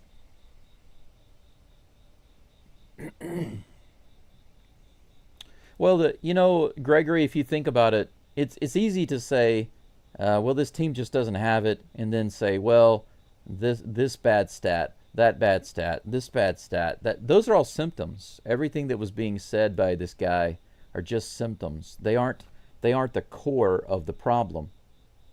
And when I actually talk about the core of the problem, which is what I've said over and over again, the actual systemic hitting issue, okay? If you go to the core, because some people, like these podcasters and stuff, they even say, well, the Astros aren't disciplined at the plate, and so they need to take more pitches. They need to be more disciplined. They need to focus on the zone. That's true, but that's still not the problem. It's just a symptom. It's a symptom of their systemic batting issues. And where do those start? They don't start at the plate. The plate is where it finishes. And you can't start at the plate. You have to start off the field, and you have to start with every single player, and you have to have a complete system in place, and then hold everybody accountable to that. There has to be discipline, and there has to be accountability. And that is on not just the players, but the coaches. That's on Joe Espada and Snitker and the other batting coach. That's on them. And that's not hyperbole. That's fact. That's detailed facts. And anybody who tells me that that's hyperbole and wants to be confrontational is not welcome on my channel. And not welcome in my life, by the way. So, I don't have time for people like that. I don't care if they say they're Astros fans. I don't need subscribers or members or anybody like that. Just being a smart ass. Davis Schneider's wife. You never know. You never know. Pena at the plate, 1 out after that ground out by Dubon. Dubon grounded out to second base. That first pitch is in there for strike 1. It's the 9th inning, guys and gals. The torture is almost over, but will the Astros manage to get a run on the board? Gausman is trying to throw a complete game here. Something we don't get to see very often, do we? He's up to 90 pitches now.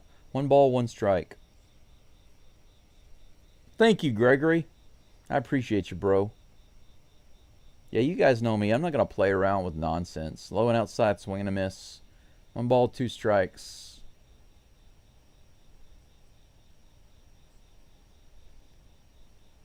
I know some of the Astros channels, they allow the negativity to just fester in their comment section and in their chats, but I can't accept that. Can't accept it here. Low and outside. 2 balls and 2 strikes to Pena.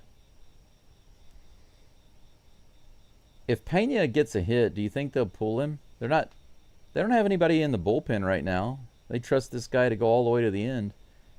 Come on, Stros. Don't let a pitcher go 9 innings on you. Come on.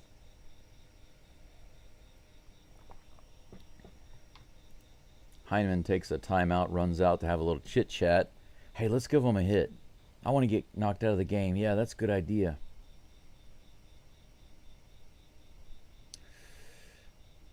I'm not even going to bother checking the likes. There's no way to get this live stream to 100 likes today. We don't have nearly enough people following along. Here's the 2-2 pitch to Pena. Outside, check swing. Did he go? They say no. Full count. The crowd boos, but come on.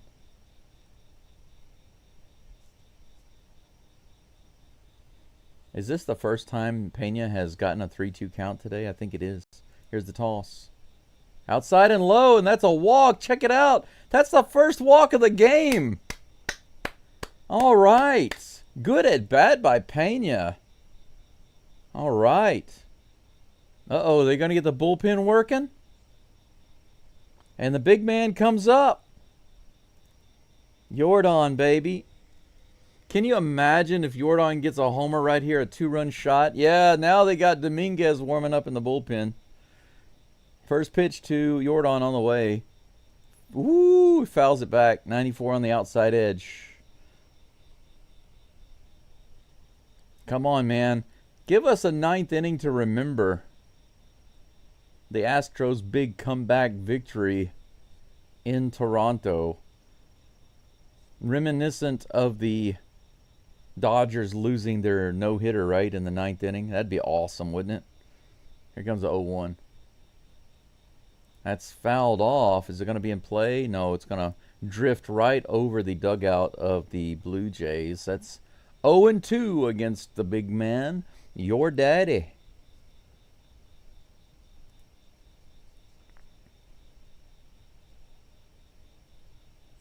Yeah, he was upset about that. High fastball. Yeah, Alvarez is unhappy about his results, but he is getting the bat on the ball. Come on, man. Straighten it out so that it goes over that fence out yonder. 0-2, 97th pitch by Gausman. Fouls it off again, outside edge. Pena was stealing.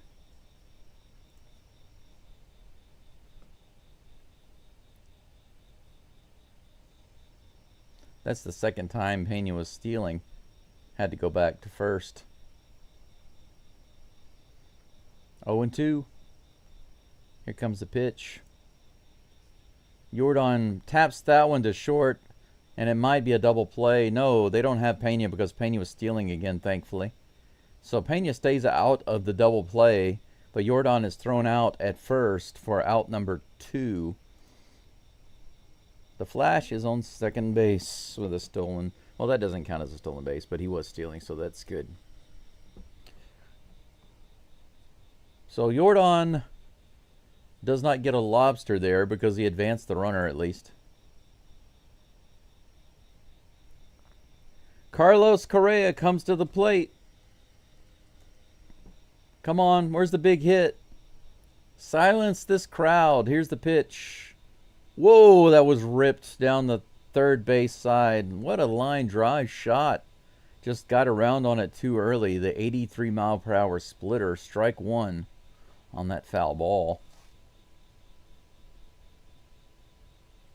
Correa does have some big hits this series. Another big hit right here would be awesome. Here's the 0-1 pitch. 100 pitches now for Gausman. Ground ball right side, and it's caught by the first baseman right to him.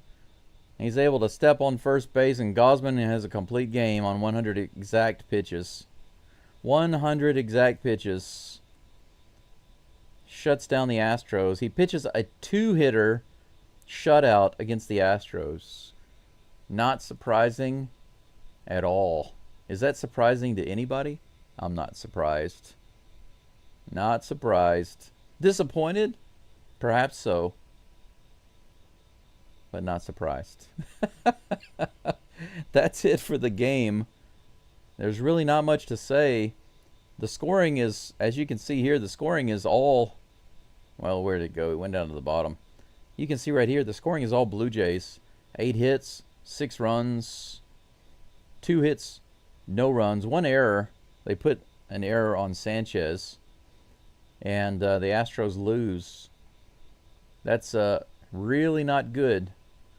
The Submariners could take the lead in the division, so we should really pull heavily for the Angels today. Of course they're trying. Of course they're trying, but I think that it's a combination of their I've mentioned their batting systems over and over again, but you know they must be mentally and emotionally shot right now. I don't know how they're going to get themselves reset and back to their center. I don't know how they're going to do that. And to be honest, and I'm not saying this to be negative, it's just true. In order for the Astros to have a chance to get into and through the playoffs, they definitely are going to have to get themselves centered. Everybody knows that, right? They're going to have to get their bats centered. They must. But in order to make that happen, there are some very important things that need to happen off the field. So the question is, what are the chances of those things happening off the field so that it fixes things at the plate? And those chances are very small. Yeah, that's right. Whenever the Blue Jays win, they do start celebrating like it's the World Series. They really do.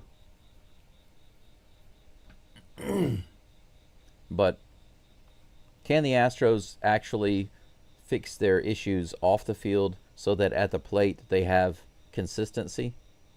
Can they rediscover and recenter themselves mentally, emotionally, and mechanically, you could say? That's the correct word to use. So if they can fix themselves in those areas, right? Emotionally, mentally, mechanically, because they've got the talent. Look at the lineup. They've got the talent. But they're not doing it at the plate. That means that they need to fix these things off the field. But they have such a limited amount of time. They play games almost every single day. How much time do they actually have to commit to fixing things off the field? Almost none. So that makes their chances of correcting those and translating it to plate performance, it makes the chances of that happening very, very, very small. It's just the reality of the situation. That's why I keep saying that they're just, until they do that, they're just a coin toss every single day. Even every single at bat is just a coin toss. And when a couple of guys start to get hits and they start to actually score, it could snowball a little bit because it gives them some confidence. But if you need that to happen every single time you win, then it's going to be inconsistent. I will say for sure that when everybody in the lineup seems to be doing well in a game and everyone and they're scoring runs, I've been on teams like this. It definitely is contagious. It really is. When you and your teammates are hitting the ball and getting on base and scoring some runs, it becomes so much easier to keep doing it. Because it just, I mean, look what happened with the Dodgers when we destroyed them 18-1. That's what happened in that game. And it could happen a lot for the Astros if they could fix their issues off the field. But if you need to rely on that good vibe and that good feeling to get your entire lineup kick-started so that you can score some runs, then that's not a winning recipe. Well, the good thing is, even with the win today, the Astros beat the Blue Jays in the season series. They had 6 games. The Astros won 4. Blue Jays won 2. So, for the season, the Astros owned the Blue Jays. But it's small consolation right now considering how the Astros are losing their grip in the division, if you want to call it a grip. It's like the Mariners, the Rangers, and the Astros are all greased up and wrestling around in a pit, you know? That's what it's like right now. It's chaos. It's chaos. The Mariners will be playing in about 4 hours. Let's hope that the Angels can shut them down. That would be nice to see, an unexpected surprise. But if we look at the standings,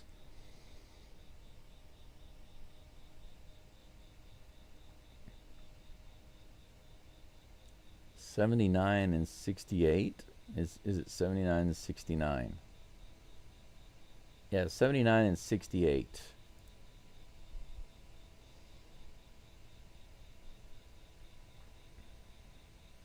So if the Mariners win today, they will take first place.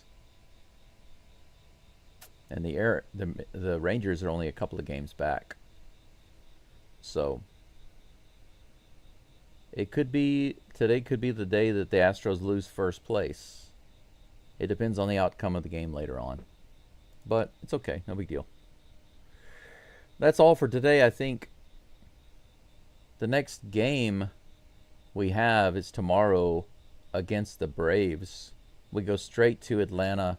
No break for the Astros until after this next series, I believe. Or is it the series after that? Let's take a quick look, and then we'll be out of here.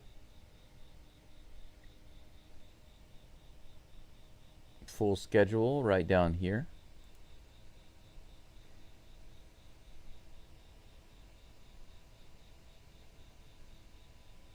Yeah, that's right. The next two series, there's no break.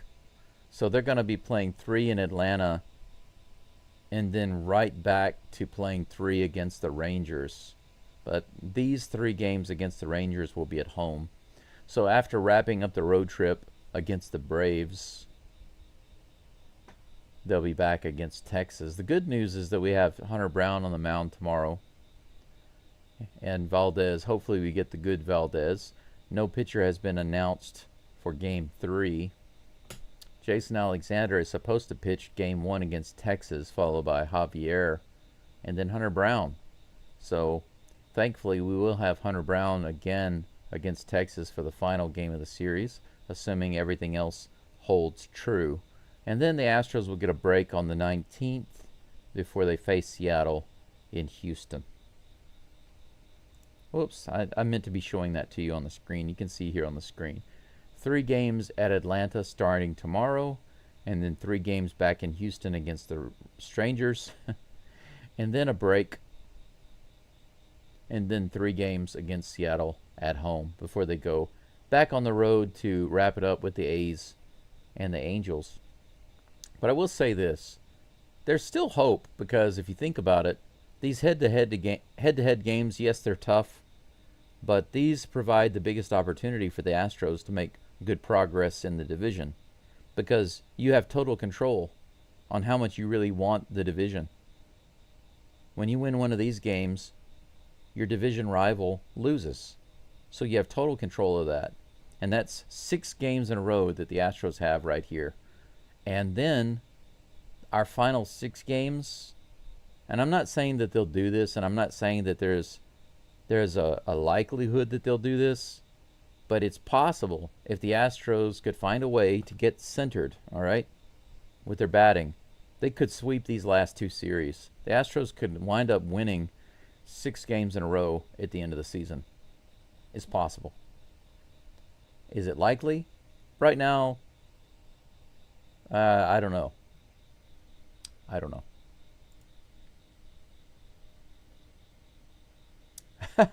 Trout hitting a grand slam against the Mariners would be nice. Maybe he can get it out of his system before we play him.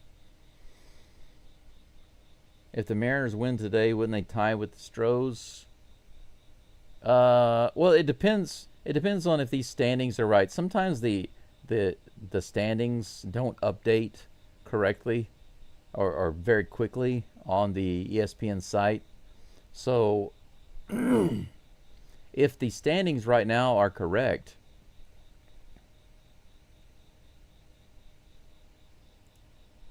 If the standings are correct right now, then you're right. They would tie. Right here. Yeah, because right here you can see on the screen the Mariners are half a game back. So if they win, according to this, they would be tied. But earlier I was just assuming that this wasn't updated yet because ESPN often doesn't update these numbers right after the games are finished. So I was assuming it wasn't updated yet. But if it is updated, if this is the correct current number, then you're right. They would be tied, Jesse. But I've seen, I would say probably 85% of the time, whenever I pull up the standings right after the game, they haven't updated the standings and the Astros record yet.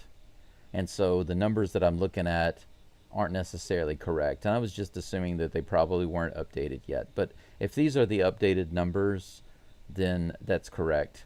The Mariners would tie the Astros today with a win. But yes, I'm sorry, I didn't have it on the screen.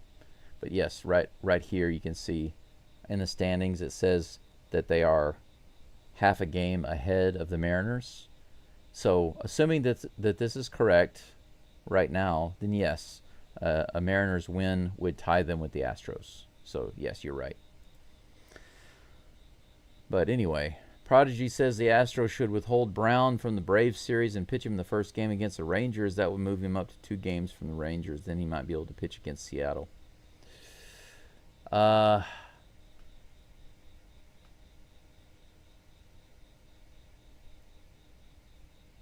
don't know, Prodigy. I see what you're saying. But right now, the Astros need wins. They need wins.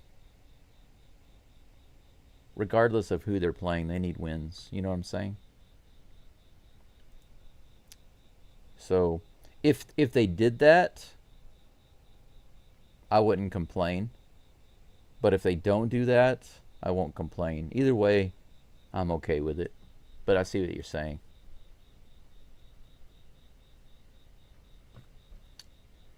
Eric says, yes, me too. Indeed. I think that's pretty much it for here. Still got lots of rain going out there today. I did a lot of digging around trying to improve my water drainage. Those heavy rains here are just absolutely insane. You have no idea how much water comes off the roof of my house. My house roof is massive. It's not only very tall and big, but the house is like a huge rectangle. It's only 1 floor, but it's so massive that the water coming off is ridiculous. The amount of water coming off the roof is absolutely ridiculous. So I was out there yesterday with this big hoe. If you ever seen a farmer's hoe, I don't know if I've never seen a hoe that big in America. I'm sure they have them, but the farmer's hoes here, they are so massive. Just picking it up is like super heavy. I was out there yesterday just trenching around my house trying to get that water to drain out away from the house. It was ridiculous.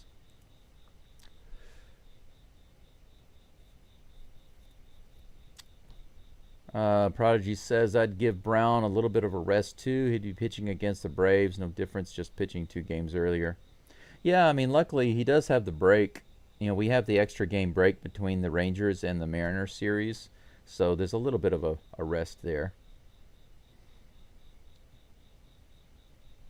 Yeah, yeah, eventually. I mean, they've won several games in a row recently. You can see here on the screen, if you look over here on the side, the streak, right? The Rangers have won 4 in a row. Oh, you can't see it. Let me move this over. There we go. Okay. This is the streaks over here on the side. The Mariners have won 5 in a row right here. And the Rangers have won 4 in a row. It's funny that they can win so many and the Astros are still in first place. Yeah, I feel like it's mathematically impossible, but it happens anyway. It's so ridiculous, isn't it? But everybody in the division right now has won.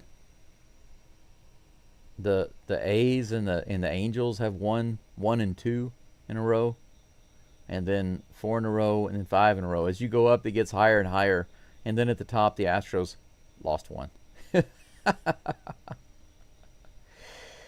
Pretty crazy. Pretty crazy. But it's all good. Whatever. I'm glad that I was able to sleep, though. I was actually kind of sleepy. I slept, even though I didn't sleep for a very long time. I think I was able to sleep pretty well. I slept for more than 4 hours, maybe 5 hours total. And I didn't feel too bad. I'm a little tired. But the good thing is that I'll be able to take a rest today. I was thinking about going to Cafe Gusto for breakfast since I don't get to go there very often. But I haven't decided. I'm really not sure. I really want to go to the onsen. You know, I want to go to the onsen and relax in the hot bath. Maybe I'll do that. I hate to spend the money and the time to drive that far, but it's been so long since I've relaxed in the hot bath, and the weather's much nicer. It's cooler. Well, I say it's nicer. It's been raining heavily outside, but for sauna or onsen, public bath, it's perfect weather for that. I'll consider it. I might do it. We'll see. But anyway, that's all for today. I've got a special video coming up for everybody on the Astros off day. I hope you're able to check it out whenever you see it. A no-hitter of the Braves by Brown would be great. Absolutely. I mean, if we could sweep the Braves, sweep the Angels, and sweep the A's, how sweet would that be? That'd be 9 games. 9 games won by the Astros. That would be phenomenal for their record. I mean, right now where the Astros are, if they could get those 9 games, then they would only need a couple more wins to get to 90. Prodigy wants to know if I do karaoke. Yes, I do. I love doing karaoke in Japan. I haven't been to karaoke in a while, though, but karaoke is really, really fun here. It's so much better than karaoke in the U.S. I think that karaoke in the U.S. is terrible. If you want to sing a lot of songs and you just want to sing with your friends, then you need to come to Japan. You could also go to China, but the problem with karaoke in China is that even though they have pretty good karaoke, and they have really awesome karaoke rooms, and they even have some places where you can go and the girls that come in and serve you and bring your drinks and snacks and stuff, even though the girls are beautiful. It's a really fun place to go. But the problem is that China censors a lot of stuff, right? So you can't find the selection of music in China that you can get in Japan. In Japan, the selection is massive for foreign songs. So it's so much better here as far as that's concerned. But it's very fun. If any of you ever come visit Hiroshima, we can go do karaoke together. And you'll see what good karaoke is like. Because in the U.S., karaoke sucks. You go to a public place and you get to sing maybe 1 song, 2 songs if you're lucky. Everybody listens. It's more like a performance in front of a whole bunch of strangers. And you don't get to sing a lot of songs. But when you go to karaoke with just a couple of friends, you can stay there for as long as you like and sing as many songs as you want. And you can scroll through all of the songs on like a pad and sing all the songs you want. So I sing a selection of songs. I sing some Chinese songs, Japanese songs, and a bunch of English songs. It's pretty fun, but I haven't been there in a while. Anyway, I guess that's pretty much it for today. I appreciate everyone being here. It was a disappointing end to a lackluster series. We barely managed to squeak out 1 win. But it is what it is. I'll be back tomorrow with game number 1 in Atlanta. Let's see if the Astros can get the better end of the coin toss tomorrow. We'll see. But thank you so much for your support, your likes, all of my supporters, all of my donators. I appreciate all that you've done. And let's get some rest. Cleanse out the bad. Hopefully the Astros will bring in the the voodoo lady like we were talking about earlier and get all the bad juju cleaned out.